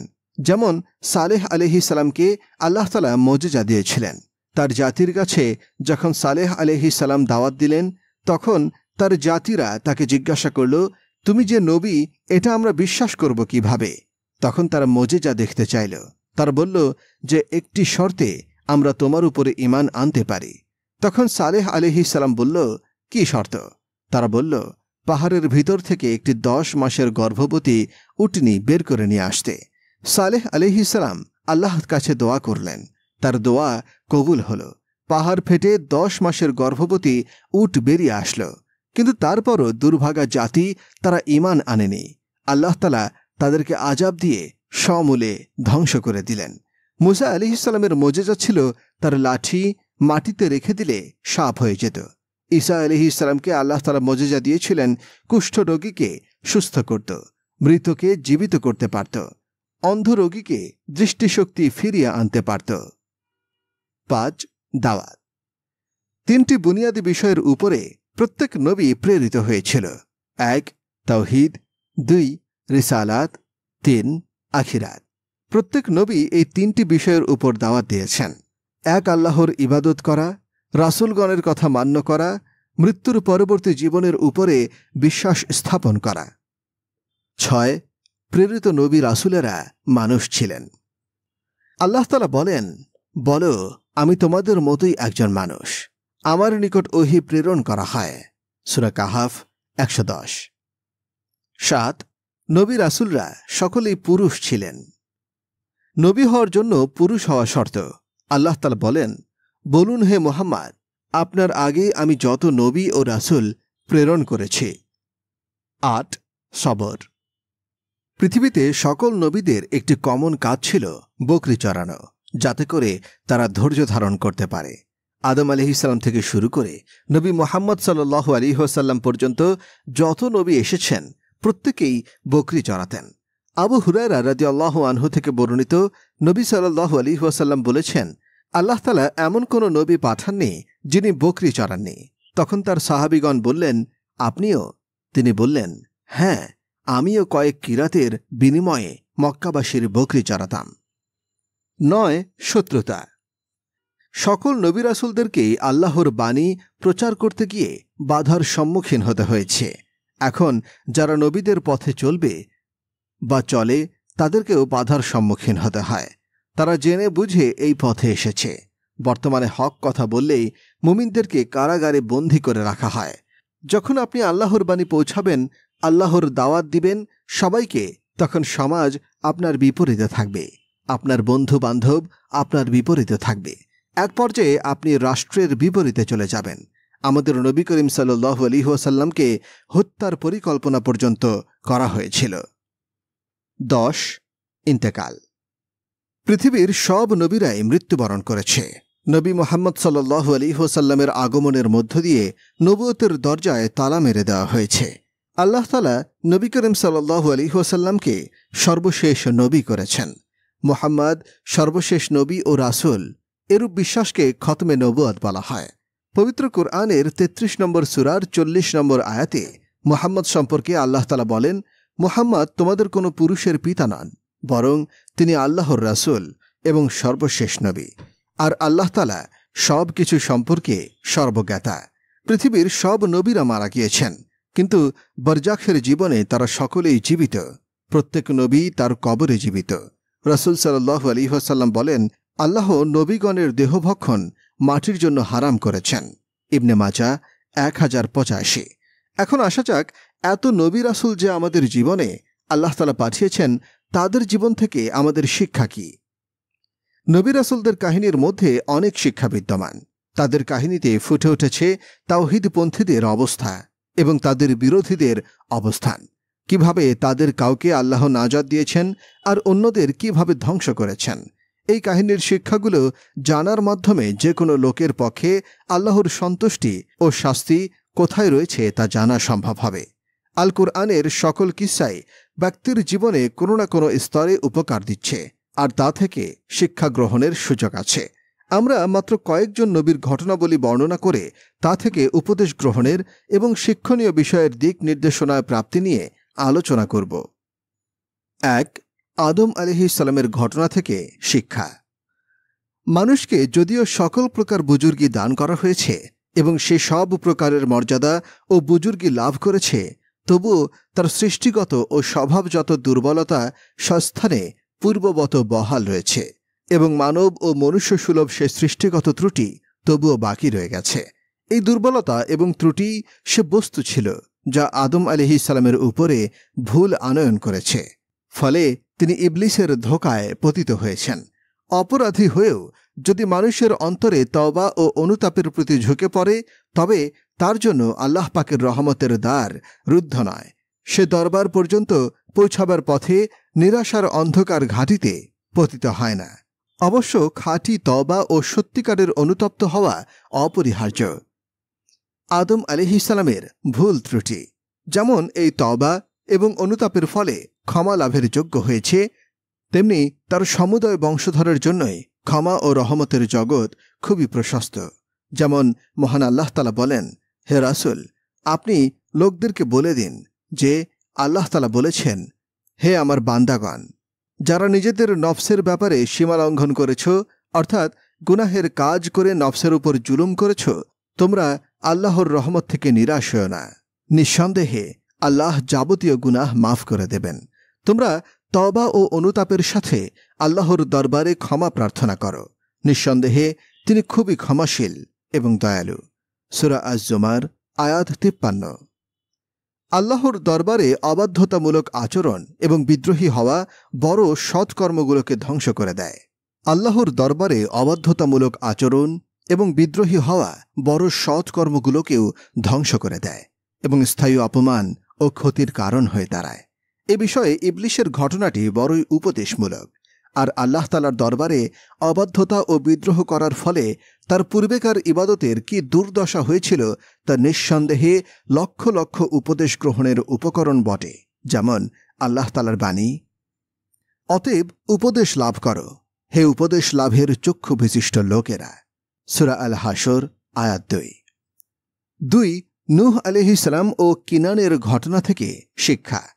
ব্যক্তি ও পারিবারিক জীবনের শিক্ষা গ্রহণের ক্ষেত্রে আমরা নূহ আলাইহিস সালামের কিস্সা স্মরণ করতে পারি, যাতে তার ছেলে কিনানের বেঈমানির কথা উল্লেখ আছে। নবীর ছেলে হয়েও ঈমান না আনার কারণে আল্লাহর আযাবের থেকে রক্ষা পায়নি। নূহ আলাইহিস সালামের ঘটনা থেকে আমরা শিক্ষা নিতে পারি, প্রত্যেকটি মানুষকে নিজের কার্যকলাপ ও আমলের জন্য নিজেই আল্লাহ তাআলার দরবারে জবাবদিহিতা করতে হবে।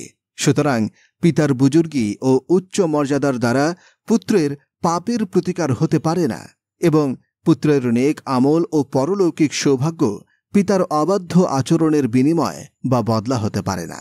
নূহ আলাইহিস সালামের নবুয়ত ও পয়গম্বরী তার পুত্র কিনানের কুফুরের শাস্তি ঠেকাতে পারেননি, এবং ইব্রাহিম আলাইহিস সালামের পয়গম্বরী ও উচ্চ মর্যাদা তার পিতা আজরের শিরকের জন্য মুক্তির কারণ হতে পারেনি। এ বিষয়ে আল্লাহর বাণী হল, বলুন, প্রত্যেকে নিজ নিজ প্রকৃতি অনুযায়ী কাজ করে থাকে। সূরা ইসরা আয়াত ৮৭। অসৎ সঙ্গ হল বিষের চেয়েও অধিক মারাত্মক। এর প্রতিফলন ও পরিণতি অপমান, লাঞ্ছনা ও ধ্বংস ছাড়া আর কিছুই নয়। মানুষের জন্য নেক আমল যেমন জরুরি, তদপেক্ষা অধিক জরুরি নেককারদের সংসর্গ। নূহের পুত্র পাপাচারীদের সাথে ওঠা বসা করেছে, ফলে সে নবী বংশের মর্যাদা হারিয়ে ফেলেছে। নবী বংশের জন্মলাভ করা তার কোনো কাজই আসেনি। আসহাবে কাহাফের কুকুর কিছুদিন নেককারদের সংসর্গ লাভ করে মানবের এক ন্যায় মর্যাদাশালী হয়ে গেছে। নেককার সংসর্গ তোমাকে নেককার বানিয়ে দেবে, বদকারের সংসর্গ বদকার বানিয়ে দেয়। আল্লাহ তাআলার উপর পূর্ণ নির্ভর ও ভরসা রাখার সাথে বাহ্যিক উপকরণের ব্যবহার তাওয়াক্কুলের পরিপন্থী নয়, বরং আল্লাহর উপর তাওয়াক্কুলের জন্য সঠিক কর্মপন্থা। সে কারণেই তো নূহ আলাইহিস সালামের প্লাবন থেকে রক্ষা পাওয়ার জন্য নৌকার প্রয়োজন হয়েছিল। আল্লাহ তাআলার পয়গম্বর ও নিষ্পাপ হওয়া সত্ত্বেও মানবীয় স্বভাব সুলভ কারণে আম্বিয়া আলাইহিমুস সালামের পদস্খলন বা ত্রুটি বিচ্যুতি সংঘটিত হতে পারে, কিন্তু তারা সেই ত্রুটি বিচ্যুতির উপর স্থায়ী থাকেন না, বরং আল্লাহ তাআলার তরফ থেকে তাদের সতর্ক করে দেয়া হয় এবং সেই ত্রুটি থেকে তাদের দূরে সরে দেয়া হয়।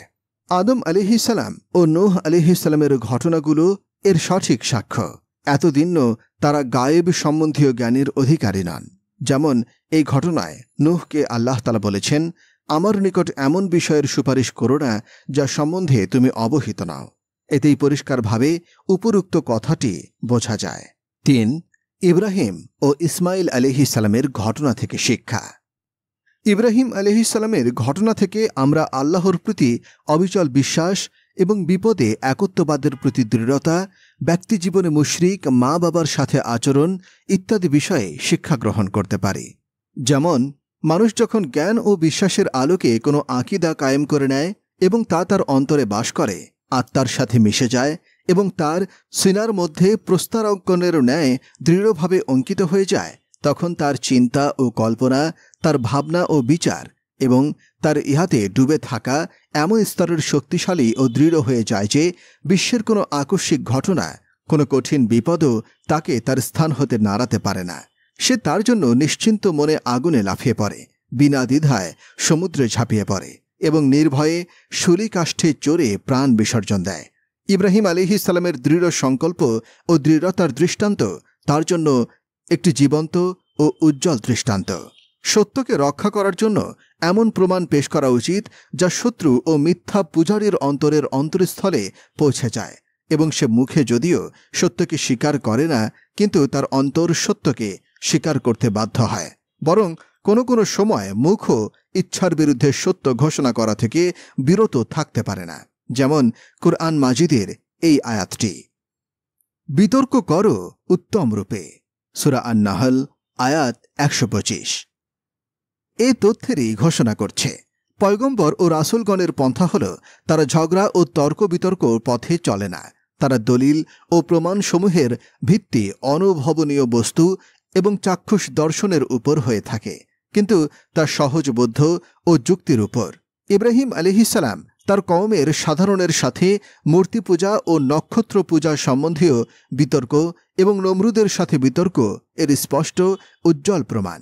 কোনো সত্য বিষয়কে প্রমাণ করার জন্য দলিলের মধ্যে বিরোধী পক্ষের বাতিল আকীদা কাল্পনিকভাবে মেনে নেওয়া, মিথ্যা বা সে বাতিল আকিদা স্বীকার করা নয়, বরং শত্রুপক্ষকে পরাভূত করার জন্য সাময়িকভাবে বাতিলকে মেনে নেওয়া কিংবা মারিজ বা পরোক্ষ ইঙ্গিত বলা হয়। এই পদ্ধতির প্রমাণ আনয়ন বিপক্ষকে নিজের ভুল স্বীকার করতে বাধ্য করে দেয়। ইব্রাহিম আলাইহিসসালাম জনসাধারণের সাথে বিতর্কের মধ্যে প্রমাণের এই দিকটাই অবলম্বন করেছিলেন, যা মূর্তি পূজকদের স্বীকার করতে বাধ্য করেছিল যে মূর্তি কোনো অবস্থাতেই শোনেও না, জবাবও দিতে পারে না। 4. ইউসুফ আলাইহিসসালামের ঘটনা থেকে শিক্ষা। ইউসুফ আলাইহিসসালামের এই বিস্ময়কর ও অভিনব কাহিনীতে ধীসম্পন্ন লোকদের জন্য অত্যন্ত গুরুত্বপূর্ণ চারিত্রিক মাসআলা নিহিত আছে। আসলে এই কিচ্ছাটি শুধু একটি ঘটনাই নয়, ফজিলত ও আখলাকের এমন একটি সুবর্ণ কাহিনী যার প্রত্যেকটা দিক নসিহত ও জ্ঞানের মণিমুক্তা দ্বারা কানায় কানায় পরিপূর্ণ। ইমানের শক্তি, আত্মসংযম, সবর, শুকর, পবিত্রতা, দীনদারিতা, বিশ্বস্ততা, ক্ষমা, দিন প্রচারের অনুপ্রেরণা, আল্লাহর বাণীকে সমুন্নত করার তীব্র আকাঙ্ক্ষা, আত্মশোধন ও আল্লাহ ভীতির ন্যায়, উচ্চ পর্যায়ের আখলাক এবং মহৎ গুণাবলীর একটি দুর্লভ স্বর্ণ শৃঙ্খল, যা এই কিস্সাটির প্রত্যেক পরতে পরতে দেখা যায়। ইউসুফ আলাইহিসসালামের পবিত্র জিন্দেগি তার অতি উত্তম দৃষ্টান্ত। তিনি ইয়াকুব, ইসহাক ও ইব্রাহিম আলাইহিসসালামের মতোই অতি উচ্চ মর্যাদাশীল নবী ও পয়গম্বরের সন্তান ছিলেন। সুতরাং নবুয়ত ও রিসালাতের দোলনায় প্রতিপালিত হন তিনি। নবুয়ত ও রিসালাতের পরিবারের পরিবেশে শিক্ষা দীক্ষা লাভ করেন। তার নিজস্ব নেক প্রকৃতি ও স্বভাবগত পবিত্রতা যখন এমন পবিত্র পরিবেশে দেখতে পায়, তখন তার সমুদয় প্রশংসনীয় ফজিলত এবং গুণ প্রদীপ্ত হয়ে ওঠে। ফলে শৈশব, যৌবন ও বার্ধক্যের এমনকি জীবনের সমস্ত কাজ পরহেজগারিতা, সাধুতা, ধৈর্য, দীনদারিতা এবং আল্লাহর ভালোবাসার এমন উজ্জ্বল বিকাশক্ষেত্র হয়ে গেল যে মানুষের জ্ঞান এতগুলো পূর্ণ গুণাবলীর সমাবেশযুক্ত একজন মানুষকে দেখে বিস্ময়ে অবাক হয়ে যায়। পরীক্ষা, মুসিবত এবং ধ্বংসের আকৃতিতেই হোক কিংবা ধন দৌলত বা রিপুর কামনা বাসনার সুন্দর সুন্দর উপকরণের আকারেই হোক, সর্বাবস্থায় মানুষের উচিত আল্লাহ তাআলার দিকে রুজু হওয়া, আল্লাহরই দরবারে কাকুতি মিনতি করা, যেন তিনি সত্যের ওপর দৃঢ়পদ রাখেন এবং ধৈর্য দান করেন। আজই যে মিশরের বিবি এবং মিশর শহরের সুন্দরী রমণীদের অসৎ প্ররোচনা এবং তাদের মনস্কামনা পূর্ণ না করলে জেলে আবদ্ধ করার ধমক, অতঃপর জেলখানার নানা প্রকার কষ্ট ও সমস্ত অবস্থায় ইউসুফ আলাইহিসসালামের নির্ভর, তার দোয়া এবং কাকুতি মিনতি সমূহের কেন্দ্রস্থল কেবল আল্লাহর সাথেই সংশ্লিষ্ট দেখা যায়। তাকে আজিজে মিশরের সম্মুখে আবেদন করতেও দেখা যায় না, ফিরাউনের দরবারেও আবদার করতে দেখা যায় না। তিনি সে মিশরের সুন্দরী রমণীদের সঙ্গে মন লাগাচ্ছেন না, নিজের পালনকারীর সুন্দরী স্ত্রীর সঙ্গেও না, বরং প্রত্যেক ক্ষেত্রে শুধু আল্লাহ তাআলার দিকেই সাহায্য প্রার্থী হিসেবেই তাকে দেখা যায়। যেমন তিনি বলেছেন, আল্লাহর আশ্রয় ভিক্ষা চাই, নিঃসন্দেহে তিনি আজই যে মিশর আমার মুরব্বী, আমাকে সম্মান ও মর্যাদার সহিত রেখেছেন। সূরা ইউসুফ আয়াত 23। যখন আল্লাহ তাআলার মহব্বত ও ভালোবাসা অন্তরের গভীরে প্রবেশ করে, তখন মানুষের জীবনের সম্পূর্ণ উদ্দেশ্য একমাত্র তিনিই হয়ে যান। তার দ্বীনের দাওয়াত, তাবলীগের আকাঙ্ক্ষা সর্বক্ষণ ধমনী সমূহে ও শিরায় শিরায় ধাবিত হতে থাকে। যেমন জেলখানায় কঠিন মুসিবতের সময় নিজের সাথীদের সাথে ইউসুফ আলাইহিসসালামের সর্বপ্রথম কথা এটিই হয়েছিল, যা আল কোরআনে এসেছে। হে আমার জেলখানার বন্ধুদ্বয়, পৃথক পৃথক বহু দেবতার উপাসনায় কি ভালো, নাকি একমাত্র মহাশক্তিমান আল্লাহ তাআলার ইবাদতে উত্তম? সূরা ইউসুফ আয়াত 39। এই শীর্ষক বাণীতে উল্লেখ পাওয়া যায়। দিনদার ও বিশ্বস্ততা এমন একটি নিয়ামত যে একে মানুষের ধর্মীয় ও পার্থিব সৌভাগ্যের চাবিকাঠি বলা যেতে পারে। আজই যে মিশরের এখানে ইউসুফ আলাইহিসসালাম যে রূপে প্রবেশ করেছিলেন, ঘটনাবলীর বিস্তৃত বিবরণে তা জানা গিয়েছে। এটি ইউসুফ আলাইহিসসালামের দীনদারিতা ও বিশ্বস্ততার ফল ছিল। প্রথম তিনি আজই যে মিশরের দৃষ্টিতে উচ্চ মর্যাদা সম্পন্ন এবং প্রিয় হয়ে ওঠেন, ততপরে একেবারে সমগ্র মিশর রাজ্যের মালিক হয়ে বসেন। 5. মুসা আলাইহিসসালাম ও হারুন আলাইহিসসালাম এবং তার সঙ্গে তাগুদের ধ্বজাধারী ফেরআউনের দ্বন্দ্ব সংঘাতের ঘটনা থেকে শিক্ষা।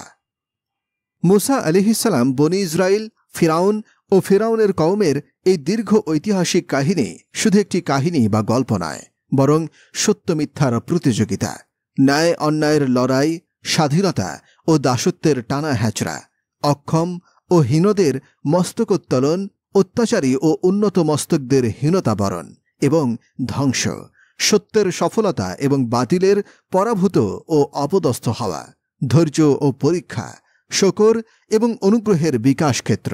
মোট কথা, অকৃতজ্ঞতা এবং না শকরের নিকৃষ্ট পরিণতির এমন মহৎ ও ফলশ্রুতিপূর্ণ এবং তথ্যাবলীর এমন সারগত বিষয় নিহিত রয়েছে এবং প্রত্যেক রুচিসম্পন্ন ব্যক্তিকে তা জ্ঞানের সীমা ও সূক্ষ্ম দৃষ্টি অনুযায়ী চিন্তা ও গবেষণার দাওয়াত প্রদান করেছে। মানুষ যদি কোনো বিপদ বা পরীক্ষার সম্মুখীন হয়, তবে তার কর্তব্য হল ধৈর্য ও সন্তুষ্টির সাথে এর মোকাবেলা করা। এরূপ করলে নিঃসন্দেহে সে মহামঙ্গল লাভ করবে এবং নির্ঘাত সে সফলকাম হবে। মুসা আলাইহিসসালাম ও ফেরাউনের পূর্ণ ঘটনাটি এর জীবন্ত সাক্ষী। যে ব্যক্তি নিজের সমুদয় কাজকর্মে আল্লাহ তাআলার উপরে ভরসা ও নির্ভর রাখে এবং একমাত্র তাকেই খাঁটি অন্তরের সাথে নিজের পৃষ্ঠপোষক মনে করে, আল্লাহ তাআলা অবশ্যই তার যাবতীয় বিপদ সহজ সাধ্য করে দেন এবং তার সমস্ত বিপদকে মুক্তি ও সফলভাবে রূপান্তরিত করে দেন। মুসা আলাইহিসসালামের কিপ্তিকে হত্যা করা, মিশরবাসীরা মুসা আলাইহিসসালামকে হত্যা করার জন্য পরামর্শ দেয়। অতঃপর শত্রু দলের মধ্য থেকে একজন সামর্থ্যবান ব্যক্তি মুসা আলাইহিসসালামকে মিশরবাসীদের ষড়যন্ত্র সম্পর্কে অবহিত করা, এরূপে তার ময়দানে চলে যাওয়া এবং নবুয়ত লাভ করা। যদি আল্লাহর কোনো বান্দা সত্যের সাহায্যার্থে জীবন হাতে নিয়ে দাঁড়িয়ে যায়, তবে আল্লাহ তাআলা বাতিলের পূজারীদের মধ্য থেকে তার সাহায্যকারী তৈরি করে দেন। আমাদের সম্মুখে মুসা আলাইহিসসালামের দৃষ্টান্ত বিদ্যমান। যখন ফিরাউন ও তার সভাসদ তাকে হত্যা করার সিদ্ধান্ত গ্রহণ করল, তখন তাদের মধ্যে থেকে একজন সত্যনিষ্ঠ ব্যক্তি তৈরি হয়ে গেলেন, যিনি মুসা আলাইহিসসালামের পক্ষ থেকে পূর্ণ প্রতিবাদ করলেন।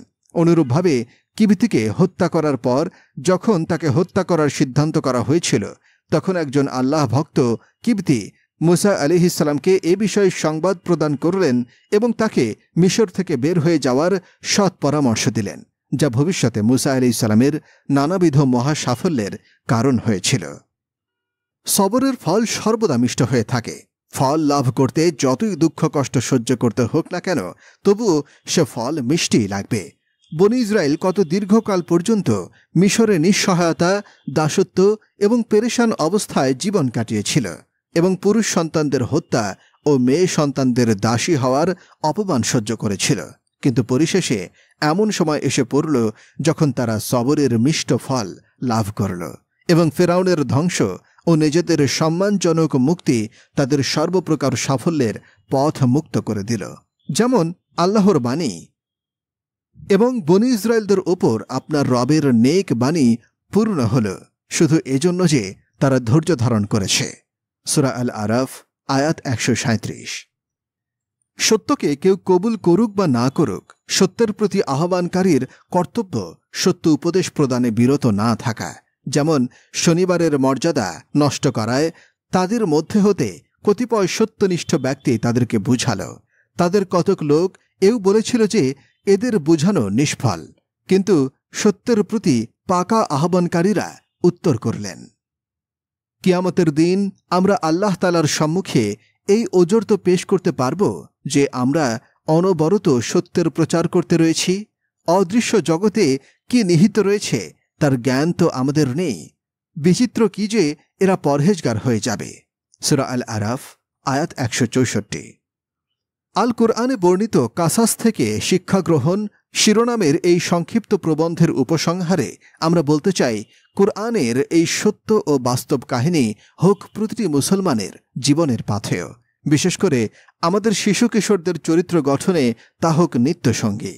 কারণ আল কোরআনের সত্য, সঠিক, যৌক্তিক ও তাত্ত্বিক কাহিনীমালা বরাবরই শ্রোতামণ্ডলীকে মৃদু স্পর্শে আকুল করে তোলে। বারবার এই কাহিনী বর্ণনা করতে এবং শুনতে লোকদের ক্লান্তি আসে না, বরং এটি এক জীবন্ত মোজেজা, যাতে রয়েছে সম্মোহনী শক্তি। সুতরাং প্রাথমিক শিক্ষার্থীদের জন্য এই পদ্ধতিতে শিক্ষা অনুশীলন খুবই সহজ এবং ফলদায়ক, আর অন্য সাধারণের চরিত্র গঠনেও এটি কার্যকর।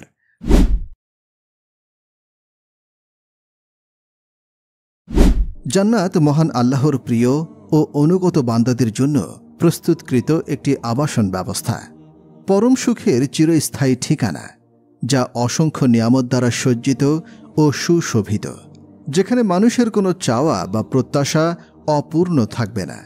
এটি মুমিন জীবনের কাঙ্ক্ষিত স্বপ্ন ও বাসনা।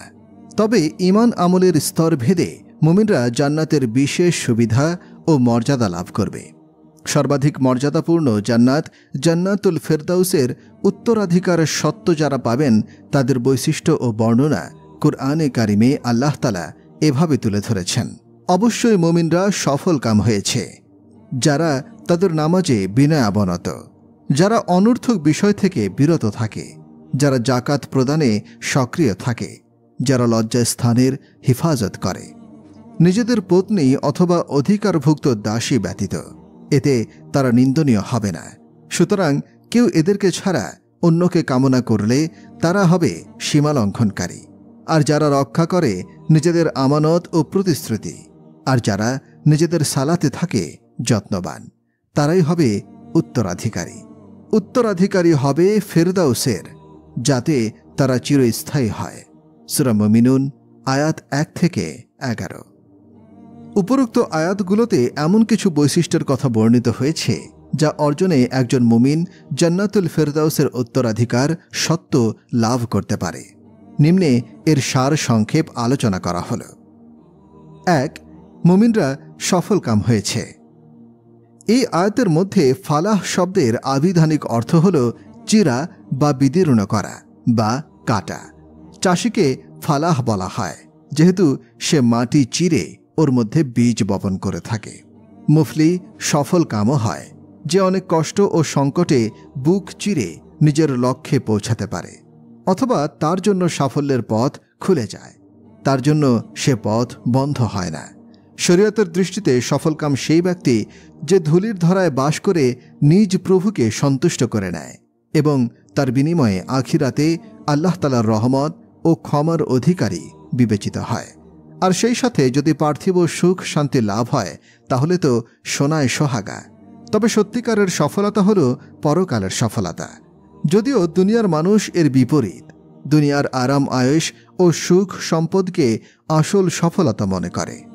আয়াতে সেই সব মুমিনদের সফলতার সুসংবাদ শোনানো হয়েছে যাদের মধ্যে উক্ত গুণাবলী বিদ্যমান আছে। নামাজে বিনা অবনত হওয়া, এ হচ্ছে সফলতা লাভে আগ্রহী মুমিনের প্রথম গুণ। খুশু এর আসল মানে হচ্ছে স্থিরতা, অন্তরে স্থিরতা থাকা, অর্থাৎ ঝুঁকে পড়া, দমিত বা বশীভূত হওয়া, বিনয় বা নম্রতা প্রকাশ করা। আদওয়াউল বায়ান। ইবনে আব্বাস বলেন এর অর্থ ভীত ও শান্ত থাকা। ইবনে কাসির।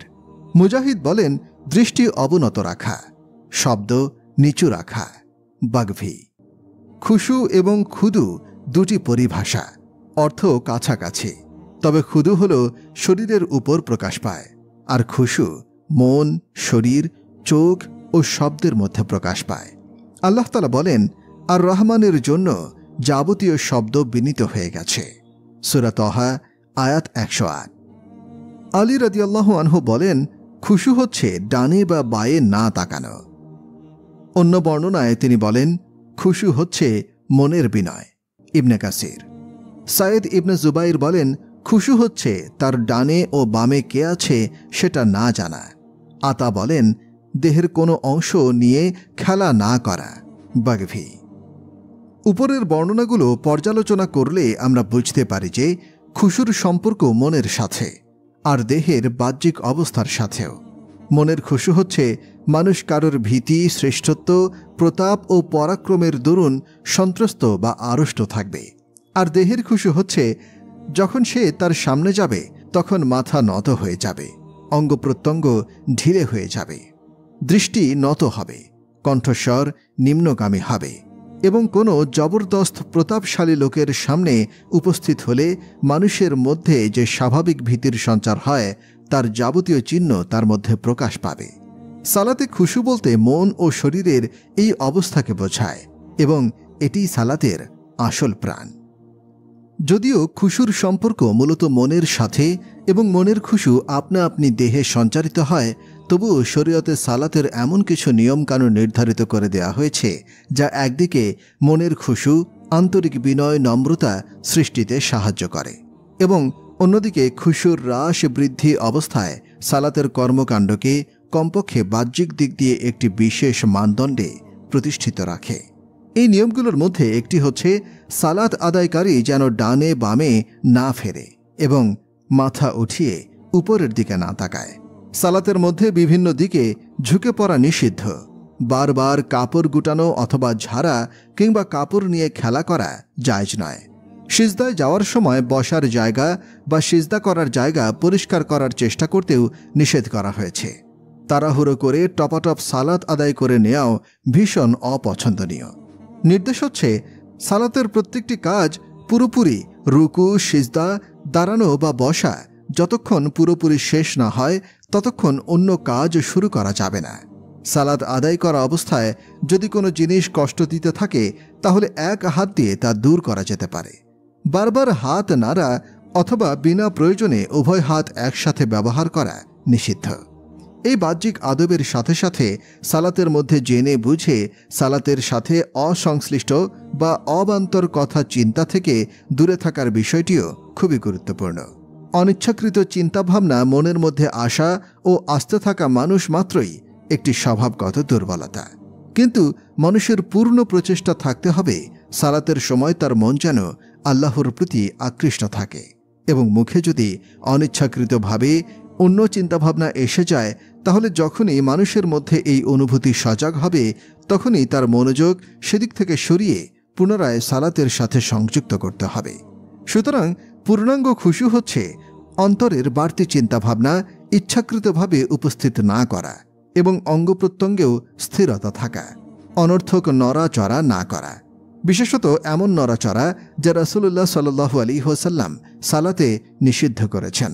হাদিসে এসেছে, নবী করিম সাল্লাল্লাহু আলাইহি ওয়াসাল্লাম বলেন, সালাতের সময় আল্লাহ তাআলা বান্দার প্রতি সর্বক্ষণ দৃষ্টি নিবদ্ধ রাখেন যতক্ষণ না সে অন্য কিছুর দিকে দৃষ্টি না দেয়।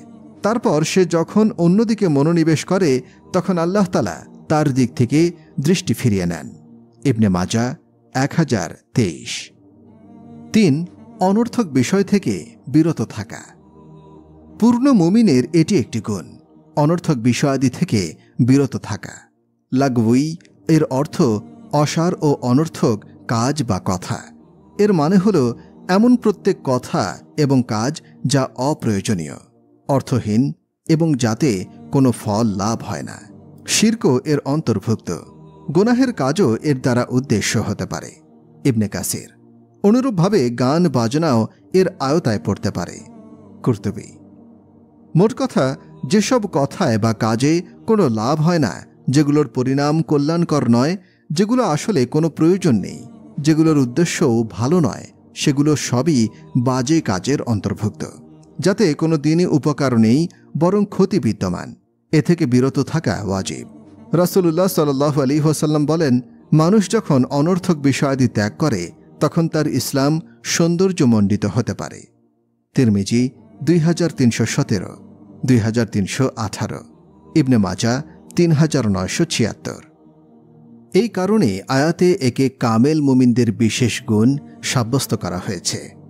আয়াতের পূর্ণ বক্তব্য হচ্ছে এই যে তারা বাজে কথায় কান দেয় না এবং বাজে কাজের দিকে দৃষ্টি ফেরায় না, সে ব্যাপারে কোনো প্রকার কৌতূহল প্রকাশ করে না। যেখানে এ ধরনের কথাবার্তা হতে থাকে অথবা এ ধরনের কাজ হতে থাকে সেখানে যাওয়া থেকে দূরে থাকে, তাতে অংশগ্রহণ থেকে বিরত হয়। আর যদি কোথাও তার সাথে মুখোমুখি হয়ে যায় তাহলে তাকে উপেক্ষা করে, এড়িয়ে চলে যায় অথবা অন্ততপক্ষে তা থেকে সম্পর্কহীন হয়ে যায়। এ কথাটি অন্য জায়গায় এভাবে বলা হয়েছে, যখন এমন কোনো জায়গা দিয়ে তারা চলে যেখানে বাজে কথা হতে থাকে অথবা বাজে কাজের মহড়া চলে, তখন তারা ভদ্রভাবে সেই জায়গা অতিক্রম করে চলে যায়। সূরা আল ফুরকান আয়াত 72। এছাড়া মুমিন হয় একজন শান্ত, সমাহিত, ভারসাম্যপূর্ণ প্রকৃতির অধিকারী এবং পবিত্র পরিচ্ছন্ন স্বভাব ও সুস্থ রুচিসম্পন্ন মানুষ। বেহুদাপনা তার মেজাজের সাথে কোনো রকমেই খাপ খায় না। সে ফলদায়ক কথা বলতে পারে, কিন্তু আজে বাজে গল্পগুজব তার স্বভাব বিরুদ্ধ। সে ব্যঙ্গ, কৌতুক ও হালকা পরিহাস পর্যন্ত করতে পারে, কিন্তু উচ্ছল ঠাট্টা তামাশায় মেতে উঠতে পারে না। বাজে ঠাট্টা মশকরা ও ভারামি বরদাস্ত করতে পারে না এবং আনন্দ ফুর্তি ও ভারামির কথাবার্তাকে নিজের পেশায় পরিণত করতে পারে না। তার জন্য তো এমন ধরনের সমাজ হয় একটি স্থায়ী নির্যাতন কক্ষ বিশেষ, যেখানে কারো কান কখনো গালিগালাজ, পরনিন্দা, পরচর্চা, অপবাদ, মিথ্যা কথা, কুরুচিপূর্ণ গান বাজনা এবং অশ্লীল কথাবার্তা থেকে নিরাপদ থাকে না। আল্লাহ তাআলা তাকে যে জান্নাতের আশা দিয়ে থাকেন তার একটি অন্যতম নিয়ামত। তিনি এটাই বর্ণনা করেছেন যে সেখানে তুমি কোনো বাজে কথা শুনতে পাবে না। সূরা মারিয়াম আয়াত ৬২, সূরা আল ওয়াকিয়া আয়াত ২৫, সূরা আন-নাবা আয়াত ৩৫, অনুরূপ সূরা আত-তুরের ২৩ নম্বর আয়াত। ৪. জাকাত আদায়ে সচেষ্ট থাকা। পূর্ণ মুমিনের এটি তৃতীয় গুণ। তারা জাকাতে সদা তৎপর। এটি জাকাত দেওয়ার অর্থই প্রকাশ করে। কুরতুবী: এখানে জাকাত দ্বারা আর্থিক জাকাতও হতে পারে, আবার আর্থিক পবিত্রতাও উদ্দেশ্য হতে পারে। ইবনে কাসির: এই বিষয়বস্তুটি কুরআন মাজিদের অন্যান্য স্থানেও বর্ণনা করা হয়েছে। যেমন সূরা আল আলায় বলা হয়েছে, সফলকাম হয়েছে সেই ব্যক্তি যে পবিত্রতা অবলম্বন করেছে এবং নিজের রবের নাম স্মরণ করে সালাত আদায় করেছে। সূরা আশ-শামসে বলা হয়েছে, সফলকাম হল সেই ব্যক্তি যে আত্মশুদ্ধি করেছে এবং ব্যর্থ হল সেই ব্যক্তি যে তাকে দলিত করেছে। জাকাত ইসলামের গুরুত্বপূর্ণ একটি বিধান। ইসলামের সর্বাধিক গুরুত্বপূর্ণ আমল নামাজ। পবিত্র কোরআন সমূহের অসংখ্য জায়গায় নামাজের সঙ্গে জাকাতের প্রসঙ্গ বিধৃত হয়েছে। আল্লাহ তাআলা বলেন, তোমরা নামাজ কায়েম করো, জাকাত দাও, রাসূলের আনুগত্য করো, যাতে তোমরা আল্লাহর রহমত পেতে পারো। সূরা নূর আয়াত ৫৬। পবিত্র কোরআনে অন্যত্র ইরশাদ হয়েছে, তোমরা নামাজ আদায় করো ও জাকাত প্রদান করো, এবং তোমরা যে নেক আমল নিজেদের জন্য আগে পাঠাবে তা আল্লাহর কাছে পাবে। নিশ্চয়ই তোমরা যা করো আল্লাহ তা দেখছেন। সূরা বাকারা আয়াত ১১০। তাছাড়া দারিদ্র বিমোচন, সুদমুক্ত সমাজ বিনির্মাণ, সম্পদের পরিশুদ্ধকরণ, আত্মিক ও আর্থসামাজিক উন্নয়নসহ বহুবিধ কল্যাণ রয়েছে জাকাতের সঠিক ও সুপরিকল্পিত প্রয়োগে। জাকাতের বিধান লঙ্ঘন এবং জাকাত প্রদানে ঢিলেমি ও ছলচাতুরির ব্যাপারে কঠিন হুঁশিয়ারি এসেছে। ৫. লজ্জাস্থানের হেফাজত করা। পূর্ণ মুমিনের এটি চতুর্থ গুণ। তা হচ্ছে যৌনাঙ্গকে হেফাজত করা। তারা নিজেদের দেহের লজ্জাস্থানগুলো ঢেকে রাখে, অর্থাৎ উলঙ্গ হওয়া থেকে নিজেকে রক্ষা করে এবং অন্যের সামনে লজ্জাস্থান খোলে না।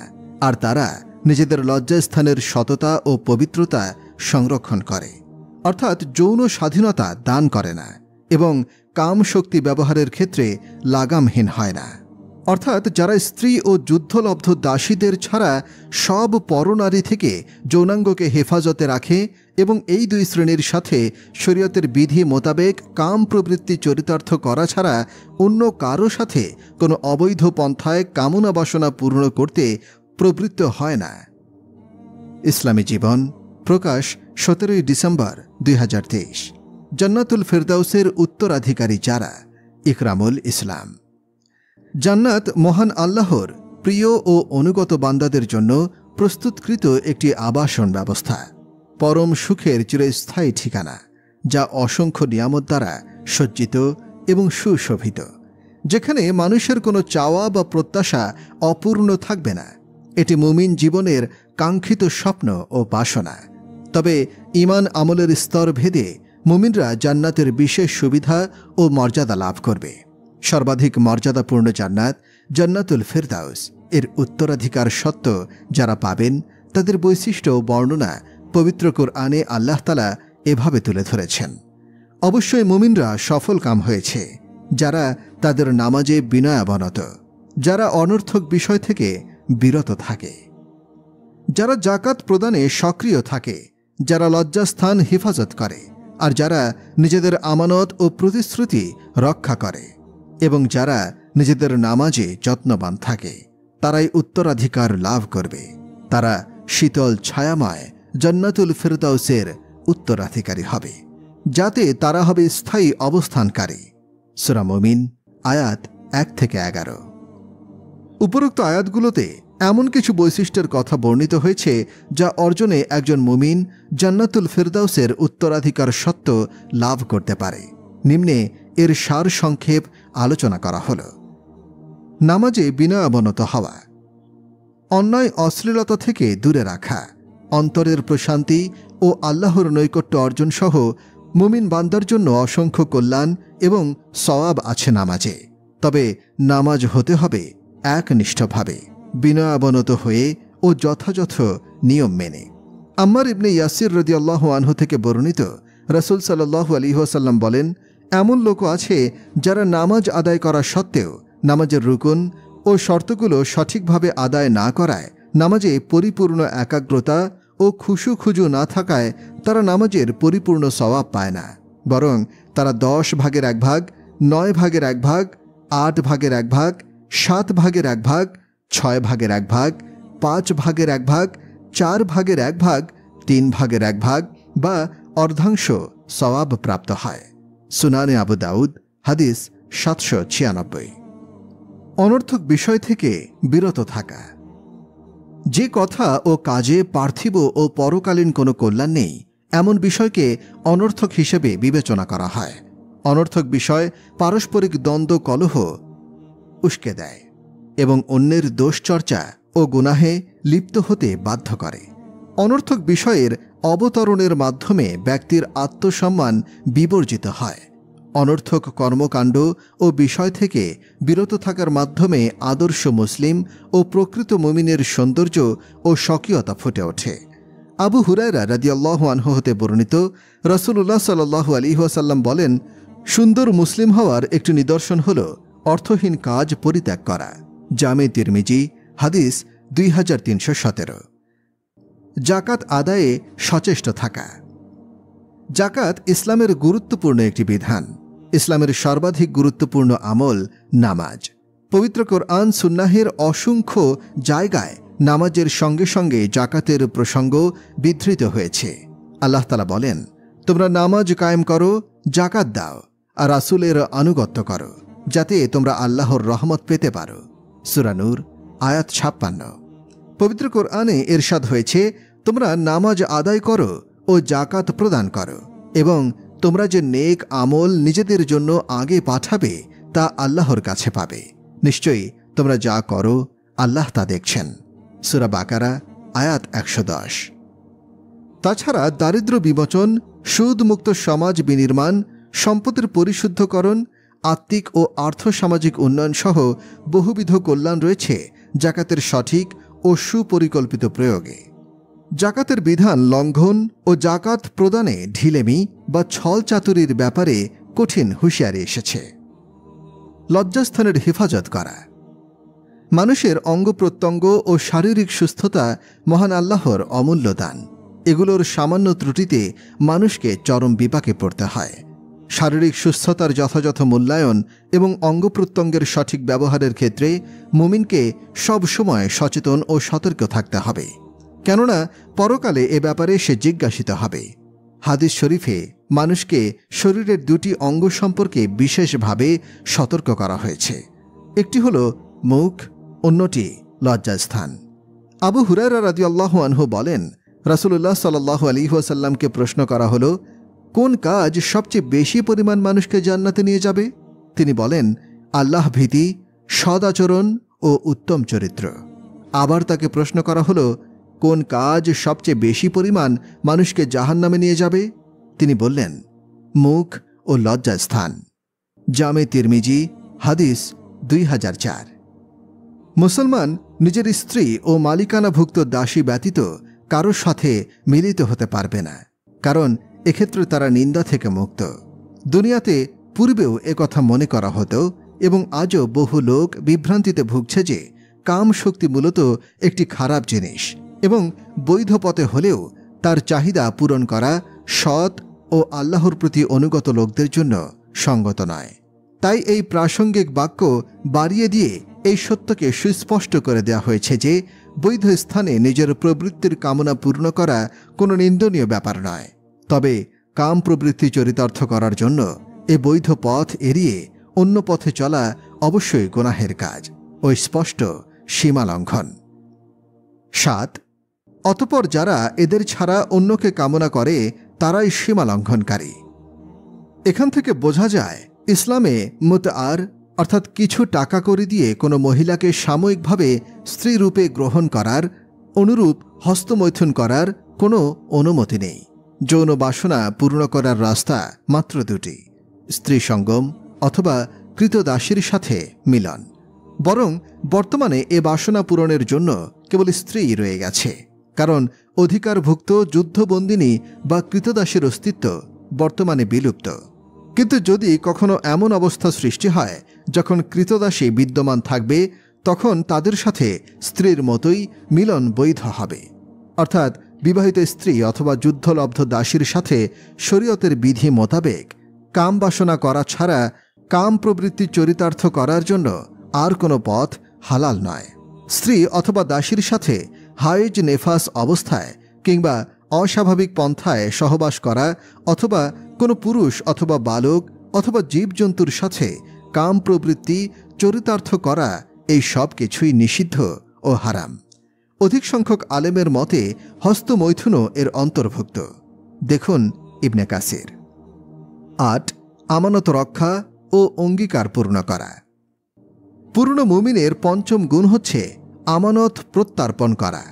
আমানত শব্দের আভিধানিক অর্থে এমন প্রত্যেকটি বিষয় শামিল যার দায়িত্ব কোনো ব্যক্তি বহন করে এবং সে বিষয়ে কোনো ব্যক্তির উপরে আস্থা স্থাপন করা হয়। দিনই বা দুনিয়াবি কথা বা কাজ যাই হোক। দেখুন কুরতুবী। এর অসংখ্য প্রকার আছে বিধায় এই শব্দটিকে বহু বচনে ব্যবহার করা হয়েছে, যাতে যাবতীয় প্রকার এর অন্তর্ভুক্ত হয়ে যায়। হাক্কুল্লাহ অর্থাৎ আল্লাহর হক সম্পর্কিত হোক কিংবা হাক্কুল ইবাদ তথা বান্দাহর হক সম্পর্কিত হোক। ফতহুল কাদির। আল্লাহর হক সম্পর্কিত আমানত হচ্ছে শরীয়তে আরোপিত সকল ফরজ ও ওয়াজিব পালন করা এবং যাবতীয় হারাম ও মাকরু বিষয়াদি থেকে আত্মরক্ষা করা। বান্দার হক সম্পর্কিত আমানতের মধ্যে আর্থিক আমানতও যে অন্তর্ভুক্ত তা সুবিদিত। অর্থাৎ কেউ কারো কাছে টাকা পয়সা গচ্ছিত রাখলে তা তার আমানত প্রত্যার্পণ করা পর্যন্ত এর হেফাজত করা তার দায়িত্ব। এছাড়া কেউ কোনো গোপন কথা কারো কাছে বললে তাও তার আমানত। শরীয়ত সম্মত অনুমতি ব্যতি রেখে কারো গোপন তথ্য ফাঁস করা আমানতের খেয়ানতের অন্তর্ভুক্ত। মুমিনের বৈশিষ্ট্য হচ্ছে সে কখনো আমানতের খেয়ানত করে না এবং কখনো নিজের চুক্তি ও অঙ্গীকার ভঙ্গ করে না। রাসূলুল্লাহ সাল্লাল্লাহু আলাইহি ওয়াসাল্লাম প্রায়ই তার ভাষণে বলতেন, যার মধ্যে আমানতদারির গুণ নেই তার মধ্যে ঈমান নেই, এবং যার মধ্যে প্রতিশ্রুতি রক্ষা করার গুণ নেই তার মধ্যে ঈমানদারি নেই। মুসনাদে আহমদ 3/135। তাছাড়া অন্য হাদিসে রাসূলুল্লাহ সাল্লাল্লাহু আলাইহি ওয়াসাল্লাম বলেছেন, 4টি অভ্যাস যার মধ্যে পাওয়া যায় সে নিখাদ মুনাফিক, এবং যার মধ্যে এর কোনো একটি পাওয়া যাবে সে তা ত্যাগ না করা পর্যন্ত তার মধ্যে তা মুনাফিকের একটি অভ্যাস হিসেবেই থেকে যায়। সেই 4টি অভ্যাস হচ্ছে, কোনো আমানত তাকে সোপর্দ করা হলে সে তার খেয়ানত করে, কখনো কথা বললে মিথ্যা কথা বলে, প্রতিশ্রুতি দিলে ভঙ্গ করে, এবং যখনই কারো সাথে ঝগড়া করে তখনই নৈতিকতা ও সততার সীমা লঙ্ঘন করে। বুখারী 34, মুসলিম 58। পূর্ণ মুমিনের ষষ্ঠ গুণ হচ্ছে অঙ্গীকার পূর্ণ করা। আমানত সাধারণত যার উপর মানুষ কাউকে নিরাপদ মনে করে, আর অঙ্গীকার বলতে বোঝায় আল্লাহর পক্ষ থেকে বা বান্দার পক্ষ হতে সমস্ত অঙ্গীকার বা চুক্তি হয়। আমানত বা অঙ্গীকার একসাথে বলার কারণে দিন দুনিয়ার যা কিছু কারো উপর দায়িত্ব দেওয়া হয় সবই এ আয়াতের অন্তর্ভুক্ত হয়ে গেছে। ফতহুল কাদির। মোট কথা, আমানত রক্ষা করা বলতে অর্পিত কর্তব্য পালন করা, গুপ্ত কথা ও মালের আমানতের হেফাজত করা। আর প্রতিশ্রুতি রক্ষা করা বলতে আল্লাহর সঙ্গে কৃত এবং মানুষের সঙ্গে কৃত ওয়াদা, অঙ্গীকার ও চুক্তি সবই এর শামিল। 9 আর যারা নিজেদের সালাতে থাকে যত্নবান।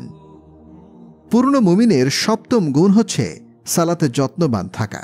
উপরের খুশুর আলোচনায় সালাত শব্দটি এক বচনে বলা হয়েছিল, আর এখানে বহু বচনে সালাত সমূহ বলা হয়েছে। উভয়ের মধ্যে পার্থক্য হচ্ছে এই যে সেখানে লক্ষ্য ছিল মূল সালাত, আর এখানে পৃথকভাবে প্রতি ওয়াক্তের সালাত সম্পর্কে বক্তব্য দেয়া হচ্ছে। সালাতগুলোর সংরক্ষণ এর অর্থ হচ্ছে সে সালাতের সময়, সালাতের নিয়ম কানুন, আরকান ও আহকাম, প্রথম ওয়াক্ত, রুকু সিজদা, মোট কথা সালাতের সাথে সংশ্লিষ্ট প্রত্যেকটি জিনিসের প্রতি পুরোপুরি নজর রাখে।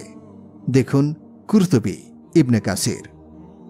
এই গুণগুলো শুরু হয়েছিল সালাত দিয়ে আর শেষও হয়েছে সালাত দিয়ে।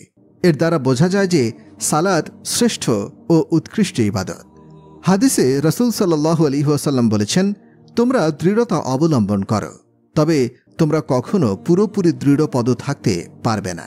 জেনে রাখো যে তোমাদের সর্বোত্তম আমল হচ্ছে সালাত, আর মুমিন কেবল অজুর ব্যাপারে যত্নবান হয়। ইবনে মাজাহ 277। সুস্থ ও প্রাপ্ত বয়স্ক প্রত্যেক মুসলিম নর নারীর ওপর 5 ওয়াক্ত নামাজ ফরজ। এটি মুমিন জীবনের সবচেয়ে গুরুত্বপূর্ণ আমল। যে ব্যক্তি নামাজে যত্নবান তার জন্য ইসলামের অন্যান্য বিধান পালন করা সহজ হয়ে যায়। নামাজে অবহেলা খাঁটি মুমিনের জন্য শোভনীয় নয়। পবিত্র কোরআন সুন্নাহে একাধিক স্থানে নামাজের প্রতি বিশেষ গুরুত্ব দেওয়ার নির্দেশনা এসেছে। সাহাবায়ে কেরাম, সালফে সালেহিন ও আইম্মায়ে মুস্তাহিদিন প্রমুখের জীবনে এর বাস্তব প্রতিফলন দেখা যায়। নাফি রহিমাহুল্লাহ থেকে বর্ণিত, ওমর ইবনে আল খাত্তাব তার শাসনামলে বিভিন্ন অঞ্চলের গভর্নরদের কাছে একটি জরুরি পত্র লেখেন। আমার কাছে তোমাদের সবচেয়ে গুরুত্বপূর্ণ কাজ হল নামাজ। যে নামাজের হেফাজত করল এবং নামাজের প্রতি যত্নবান হল, সে ইসলামকে হেফাজত করল, আর যে নামাজকে নষ্ট করল সে দিনের অন্যান্য বিধান আরও বেশি নষ্টকারী হবে। মুয়াত্তা ইবনে মালিক, হাদিস 6। পরিশেষে আবার নামাজে যত্নবান হওয়া সফলতার জন্য জরুরি বলা হয়েছে, যাতে নামাজের গুরুত্ব ও মর্যাদা স্পষ্ট হয়ে যায়। কিন্তু বড় দুঃখের বিষয় এই যে আজকাল মুসলিমদের নিকট অন্যান্য নেক আমলের মতো নামাজেরও কোনো গুরুত্ব নেই। সুতরাং ইন্না লিল্লাহি ওয়া ইন্না ইলাইহি রাজিউন। 10 ও 11 তারাই হবে উত্তরাধিকারী, যারা অধিকারী হবে ফেরদাউসের, যাতে তারা হবে স্থায়ী। ফেরদাউস জান্নাতের সবচেয়ে বেশি পরিচিত প্রতিশব্দ। মানবজাতির বেশিরভাগ ভাষাই এই শব্দ পাওয়া যায়। মুজাহিদ ও সাঈদ ইবনে জুবাইর বলেন, ফেরদাউস শব্দটি রুমি ভাষায় বাগানকে বলা হয়। কোনো কোনো মনীষী বলেন, বাগানকে তখনই ফেরদাউস বলা হয় যখন তাতে আঙ্গুর থাকবে। ইবনে কাসির। কুরআনে 2টি স্থানে এই শব্দটি এসেছে। বলা হয়েছে তাদের আপ্যায়নের জন্য ফেরদাউসের বাগানগুলো আছে। সূরা আল কাহফ 107। এই সূরায় আরও বলা হয়েছে যারা অধিকারী হবে ফেরদাউসের, তারা হবে চিরস্থায়ী। অনুরূপভাবে ফেরদাউসের পরিচয় বিভিন্ন হাদিসেও বিস্তারিত এসেছে। এক হাদিসে এর পরিচয় দিতে গিয়ে বলা হয়েছে, জান্নাতে রয়েছে 100টি স্তর, যা মহান আল্লাহ তাআলা তার পথে জিহাদকারীদের জন্য তৈরি করেছিলেন। প্রতি 2টি স্তরের মাঝখানে ব্যবধান হল আসমান ও জমিনের মাঝের ব্যবধানের সমান। সুতরাং তোমরা যখন আল্লাহর কাছে জান্নাত চাইবে, তখন তার নিকট ফিরদাউস চাইবে, কেননা সেটি জান্নাতের মধ্যমণি এবং সর্বোচ্চ জান্নাত। আর তার উপরেই রয়েছে দয়াময় আল্লাহর আরশ, সেখান থেকেই জান্নাতের নালাসমূহ প্রবাহিত। বুখারী 2637। উল্লেখিত গুণে গুণান্বিত লোকদেরকে এই আয়াতে জান্নাতুল ফেরদাউসের অধিকারী বা ওয়ারিশ বলা হয়েছে। ওয়ারিশ বলার মাধ্যমে ইঙ্গিত আছে যে মৃত ব্যক্তির সম্পত্তি যেমন ওয়ারিশদের মালিকানায় আসা অমোঘ ও অনিবার্য, তেমনি এসব গুণে গুণান্বিত ব্যক্তিদের জান্নাতে প্রবেশও সুনিশ্চিত। তাছাড়া কদ আফলাহা বাক্যের পর সফলকাম ব্যক্তিদের গুণাবলী পুরোপুরি উল্লেখ করার পর এই বাক্যে আরও ইঙ্গিত আছে যে পূর্ণাঙ্গ সাফল্য ও প্রকৃত সাফল্যের স্থান জান্নাতি। মুজাহিদ বলেন, প্রত্যেক বান্দার জন্য দুটি স্থান রয়েছে, একটি স্থান জান্নাতে, অপর স্থান জাহান্নামে। মুমিনের ঘর জান্নাতে নির্মিত হয় আর জাহান্নামে তার ঘরটি ভেঙে দেয়া হয়। পক্ষান্তরে কাফেরদের জন্য জান্নাতে যে ঘরটি সেটা ভেঙে দেয়া হয় আর তার জন্য জাহান্নামের ঘরটি তৈরি করা হয়। ইবনে কাসির। কোনো কোনো মনীষী বলেন, মুমিনরা জান্নাতে কাফেরদের স্থানসমূহেরও মালিক হবে। তারা আনুগত্যের মাধ্যমে এই অতিরিক্ত পুরস্কার লাভ করবে। বরং হাদিসে এটাও এসেছে যে কিয়ামতের দিন কিছু মুসলিম পাহাড় পরিমাণ গুনাহ নিয়ে আসবে, তারপর আল্লাহ তাআলা তাদের সেই গুনাহ ক্ষমা করে দেবেন এবং সেগুলোকে ইহুদি ও নাসারাদের উপরে রাখবেন। মুসলিম 2767। এই আয়াতটির মতো অন্য আয়াতটি হচ্ছে, এই সেই জান্নাত যার অধিকারী করব আমি আমার বান্দাদের মধ্যে মুত্তাকিদেরকে। সূরা মারিয়াম 63। এটাই হলো জান্নাত তোমাদেরকে যার অধিকারী করা হয়েছে তোমাদের কাজের ফলস্বরূপ। সূরা আজ-জুখরুফ আয়াত 72। উক্ত গুণাবলীর অধিকারী মুমিনই কেবলমাত্র সফলতা অর্জন করতে পারবে, যে জান্নাতের উত্তরাধিকারী ও হকদার বিবেচিত হবে। কেবল সাধারণ জান্নাতি নয়, বরং জান্নাতুল ফিরদাউস, যা 8টি জান্নাতের সর্বোচ্চ জান্নাত, যেখানে হতে জান্নাতের নদীমালা প্রবাহিত হয়েছে। সহিহ বুখারী জিহাদ অধ্যায়, তাওহীদ অধ্যায়। সুপ্রিয় দর্শক, জান্নাতের উত্তরাধিকার কারা সেই গুণ নিয়ে আপনাদের সাথে আলোচনা করলাম। এখন আমরা সংক্ষেপে জেনে নেব এই আলোচনা থেকে আমরা কি শিক্ষা অর্জন করলাম। 1. সফলতা নিছক ঈমানের ঘোষণা অথবা নিছক সৎ চরিত্র বা সৎ কাজের ফল নয়, বরং উভয়ের সম্মেলনের ফল। 2. নিছক পার্থিব ও বৈষয়িক প্রাচুর্য এবং সম্পদশীলতা এবং সীমিত সাফল্যের নাম সফলতা নয়, আখিরাতের স্থায়ী সাফল্যই প্রকৃত সাফল্য। 3. খুশু খুজুর সাথে নামাজ আদায় করা। 4. বাজে কথা ও কাজে সময় নষ্ট না করা। 5. সর্বাবস্থায় নিজেকে পরিশুদ্ধ করতে সচেষ্ট হওয়া। 6. অবৈধ পন্থায় কাম প্রবৃত্তি চরিতার্থ করার চিন্তাও না করা। 7. আমানতের হেফাজত করা এবং অঙ্গীকার বা ওয়াদা যথাযথ পালন করা। 8. নামাজের পাবন্দী করা এবং প্রত্যেক নামাজ মুস্তাহাব ওয়াক্তে আদায় করা। আল্লাহ তাআলা আমাদের সবাইকে ইলম অনুযায়ী আমল করার তৌফিক দান করুন এবং আমরা আল্লাহ তাআলার কাছে দোয়া করব আমরা যেন সকলেই জান্নাতুল ফিরদাউসের উচ্চ মাকামে পৌঁছাতে পারি। আমিন।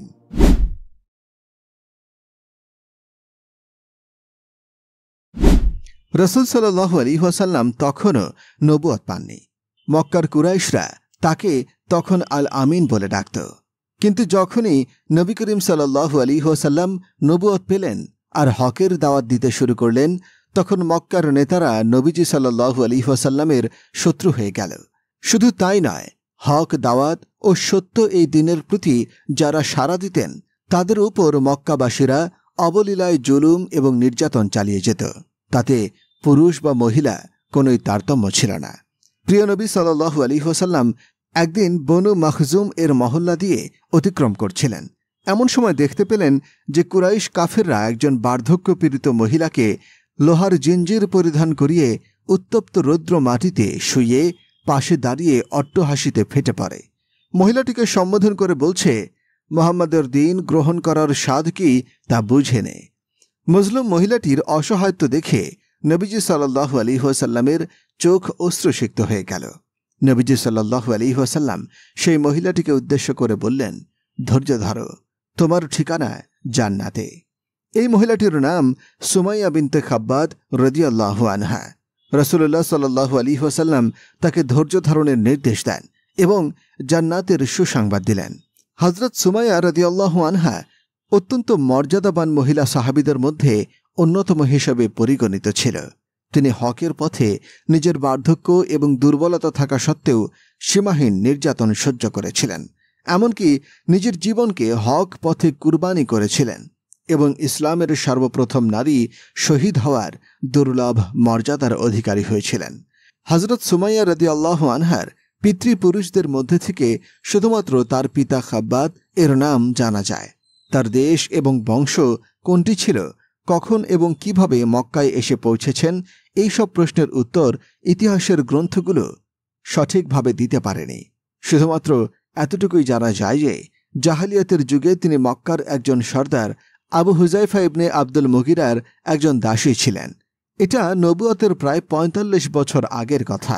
সে যুগে ইয়েমেনের কাখতার বংশভূত একজন ব্যক্তি ইয়াসির বিন আমির নিখোঁজ ভাইয়ের সন্ধানে মক্কায় এসে উপস্থিত হয় আর এখানে স্থায়ীভাবে বসবাস শুরু করে। আবু হুজাইফা ইবনে আব্দুল মুগিরার মিত্র হয়ে যান তিনি। আবু হুজাইফা হজরত সুমাইয়া রাদিয়াল্লাহু আনহার সাথে ইয়াসির বিন আমিনের বিয়ে দেন। তার ঔরসে হজরত সুমাইয়া রাদিয়াল্লাহু আনহার ২ পুত্র জন্মগ্রহণ করেন। তাদের নাম হল হজরত আবদুল্লাহ এবং আম্মার রাদিয়াল্লাহু আনহু। এ সময় রাসূলুল্লাহ সাল্লাল্লাহু আলাইহি ওয়াসাল্লাম শৈশব ও যৌবনকাল অতিক্রম করছিলেন। ধারণা করা হয় রাসূলুল্লাহ সাল্লাল্লাহু আলাইহি ওয়াসাল্লামের সমগ্র যুগটা ইয়াসির, সুমাইয়া, আবদুল্লাহ এবং আম্মার রাদিয়াল্লাহু আনহু এর সামনেই অতিক্রম হয়। তারা নবীজির মহান ব্যক্তিত্ব, উন্নত নৈতিক চরিত্র দেখে গভীরভাবে প্রভাবিত হন। কেননা নবুয়ত প্রাপ্তির পরে রাসূলুল্লাহ সাল্লাল্লাহু আলাইহি ওয়াসাল্লাম যখন হকের দাওয়াত প্রদান করা শুরু করলেন, তখন তাদের পরিবারের সকলেই দ্বিধাহীন চিত্তে তার ডাকে সাড়া দিলেন। সে সময় আবু হুজাইফা মখজুমি মারা গিয়েছিলেন। এমন সময় সুমাইয়া রাদিয়াল্লাহু আনহা তার উত্তর অধিকার সূত্রে গোলামিতে ছিলেন। হকপন্থীদের মধ্যে সময়টা ছিল খুবই বেদনাদায়ক। মক্কার যে ব্যক্তি ইসলাম গ্রহণ করতেন তিনি কুরাইশ মুশরিকদের ক্রোধ এবং নানা নির্যাতনের শিকার হতেন। এই ব্যাপারে মুশরিকরা নিজেদের নিকটতম বন্ধু বান্ধব এবং নিজের আত্মীয়দেরকেই রেহাই দিত না। হজরত ইয়াসির রাদিয়াল্লাহু আনহু এবং তার 2 পুত্র বিদেশে ছিলেন। হজরত সুমাইয়া রাদিয়াল্লাহু আনহাকে বনু মাখজুম গোত্রের লোকেরা তখনও মুক্তি দেয়নি। তাদের উপর জুলুম নির্যাতনের পাহাড় চাপিয়ে দেওয়ার প্রশ্নে মুশরিকদেরকে বাধা দেওয়ার কেউই ছিল না। তারা এই অসহায় পরিবারের ওপরে এমন নির্যাতন চালালেন যে মানবতা মুখ থুবড়ে পড়ে গেল। হজরত ইয়াসির রাদিয়াল্লাহু আনহু এবং হজরত সুমাইয়া রাদিয়াল্লাহু আনহা উভয়ই ছিলেন বার্ধক্যপীড়িত, কিন্তু তাদের ঈমানী শক্তি এবং দৃঢ়তা ছিল পাহাড়ের মতো। মুশরিকরা তাদের বিভিন্নভাবে হৃদয়হীন নির্যাতন চালাত এবং শিরকের উপর ফিরে আসতে বাধ্য করত, কিন্তু তাদের পা মুহূর্তের জন্য পথ থেকে বিচ্যুত হয়নি। এই অবস্থা তাদের পুত্রদেরও ছিল। লোহার জিঞ্জির বা বর্ম পাড়িয়ে মক্কার উত্তপ্ত মাটির উপর শুইয়ে দেওয়া হতো তাকে। তাদের পিঠে আগুন দিয়ে দাগ দেওয়া হতো এবং পানিতে ডুবে দেওয়া সেই কাফিরদের নিত্যদিনের নির্যাতন ছিল। একবার নবী করিম সাল্লাল্লাহু আলাইহি ওয়াসাল্লাম এই স্থান দিয়ে যাচ্ছিলেন যেখানে এই মজলুমের উপর নির্যাতন চালানো হচ্ছিল। এতে করে তিনি খুবই ব্যথিত হলেন এবং বললেন, হে ইয়াসিরের সন্তানেরা, তোমরা ধৈর্য ধারণ করো, তোমাদের জন্য বেহেশতের প্রতিশ্রুতি রয়েছে। অন্য এক রেওয়াতে আছে রাসূল সাল্লাল্লাহু আলাইহি ওয়াসাল্লাম একবার ইয়াসির রাদিয়াল্লাহু আনহু, হযরত সুমাইয়া রাদিয়াল্লাহু আনহা এবং তার 2 সন্তানকে নির্যাতিত হতে দেখে বললেন, ধৈর্য ধারণ করো। তারপর তিনি আল্লাহর দরবারে দোয়া করলেন, হে আল্লাহ, ইয়াসির রাদিয়াল্লাহু আনহুর পরিবারকে ক্ষমা করে দাও। একসময় ইয়াসির রাদিয়াল্লাহু আনহু এই নির্যাতন সহ্য করতে না পেরে না ফেরার দেশে চলে গেলেন, কিন্তু তা সত্ত্বেও এই পরিবারের উপর মুশরিকদের কোনো দয়া হল না। তারা হযরত সুমাইয়া রাদিয়াল্লাহু আনহা এবং তার সন্তানদের উপরে যন্ত্রণাদায়ক শাস্তি অব্যাহত রাখলেন। অন্যদিকে হযরত সুমাইয়া রাদিয়াল্লাহু আনহা দিনভর নির্যাতন সহ্য করে সন্ধ্যায় বাড়ি ফিরে এলে আবু জাহেল গালি দেওয়া শুরু করত এবং ক্রোধে উত্তেজিত হয়ে সুমাইয়া রাদিয়াল্লাহু আনহাকে বর্ষা নিক্ষেপ করল। বর্ষার আঘাতে তিনি তৎক্ষণাৎ মাটিতে লুটিয়ে পড়েন এবং নিজের জীবন আল্লাহর কাছে সঁপে দেন। আরেক রেওয়াতে আছে আবু জাহেল তীর মেরে হযরত সুমাইয়া রাদিয়াল্লাহু আনহার পুত্র আবদুল্লাহ রাদিয়াল্লাহু আনহুকেও শহীদ করে দিয়েছিলেন। এখন শুধু আম্মার রাদিয়াল্লাহু আনহু জীবিত ছিলেন। তিনি মায়ের অসহায় মৃত্যুতে খুবই ব্যথিত ছিলেন। ক্রোধন করতে করতে প্রিয় নবী সাল্লাল্লাহু আলাইহি ওয়াসাল্লামের খিদমতে হাজির হলেন এবং এই ঘটনায় বর্ণনা করে আরজ করলেন, হে আল্লাহর রাসূল সাল্লাল্লাহু আলাইহি ওয়াসাল্লাম, জুলুম তো এখানেই শেষ পর্যায়ে পৌঁছে গেছে। রাসূল সাল্লাল্লাহু আলাইহি ওয়াসাল্লাম তাকে ধৈর্য ধারণের নির্দেশ দিয়ে বললেন, হে আল্লাহ, ইয়াসিরের পরিবারকে দোজখ থেকে রক্ষা করো। হজরত আম্মার রাদিয়াল্লাহু আনহু তো হজরত সুমাইয়া রাদিয়াল্লাহু আনহার পুত্র ছিলেন। এর জন্য মজলুম অবস্থায় মায়ের মৃত্যুর কথা ভুলতে পারেননি। প্রিয় নবী সাল্লাল্লাহু আলাইহি ওয়াসাল্লাম এবং আবু জাহেলের পাষাণ হৃদয় এবং হজরত সুমাইয়া রাদিয়াল্লাহু আনহার অসহায় মৃত্যুর কথা স্মরণ রেখেছিলেন। বস্তুত বদরের যুদ্ধে ২য় হিজরির রমজান মাসে আবু জাহেলের নরক প্রাপ্তি ঘটলে রাসূলুল্লাহ সাল্লাল্লাহু আলাইহি ওয়াসাল্লাম আম্মার বিন ইয়াসির রাদিয়াল্লাহু আনহুকে ডেকে বললেন, আল্লাহ তোমার মায়ের হত্যাকারীর প্রতিশোধ নিয়েছেন। হজরত সুমাইয়া রাদিয়াল্লাহু আনহার শাহাদত রাসূল সাল্লাল্লাহু আলাইহি ওয়াসাল্লামের হিজরতের কয়েক বছর আগে সংঘটিত হয়েছিল। এজন্য সকল ঐতিহাসিক তাকে ইসলামের প্রথম শহীদ হিসেবে আখ্যায়িত করে থাকেন। সম্মানিত শ্রোতাবৃন্দ, এই ছিল আমাদের আজকের ইসলামের প্রথম নারী শহীদ সুমাইয়া বিনতে খাব্বাত রাদিয়াল্লাহু আনহাকে নিয়ে আলোচনা। প্রতিদিন নতুন নতুন ভিডিও পেতে আমাদের চ্যানেলটি সাবস্ক্রাইব করুন এবং পাশে থাকা বেল আইকনটি প্রেস করতে অবশ্যই ভুলবেন না। সেই সাথে আপনার যে কোনো মতামত আমাদের জানাতে আমাদের ভিডিওটিতে অবশ্যই কমেন্ট করুন। আশা করি আপনারা সবাই ভালো থাকবেন এবং সুস্থ থাকবেন। আসসালামু আলাইকুম ওয়া রাহমাতুল্লাহি ওয়া বারাকাতুহু।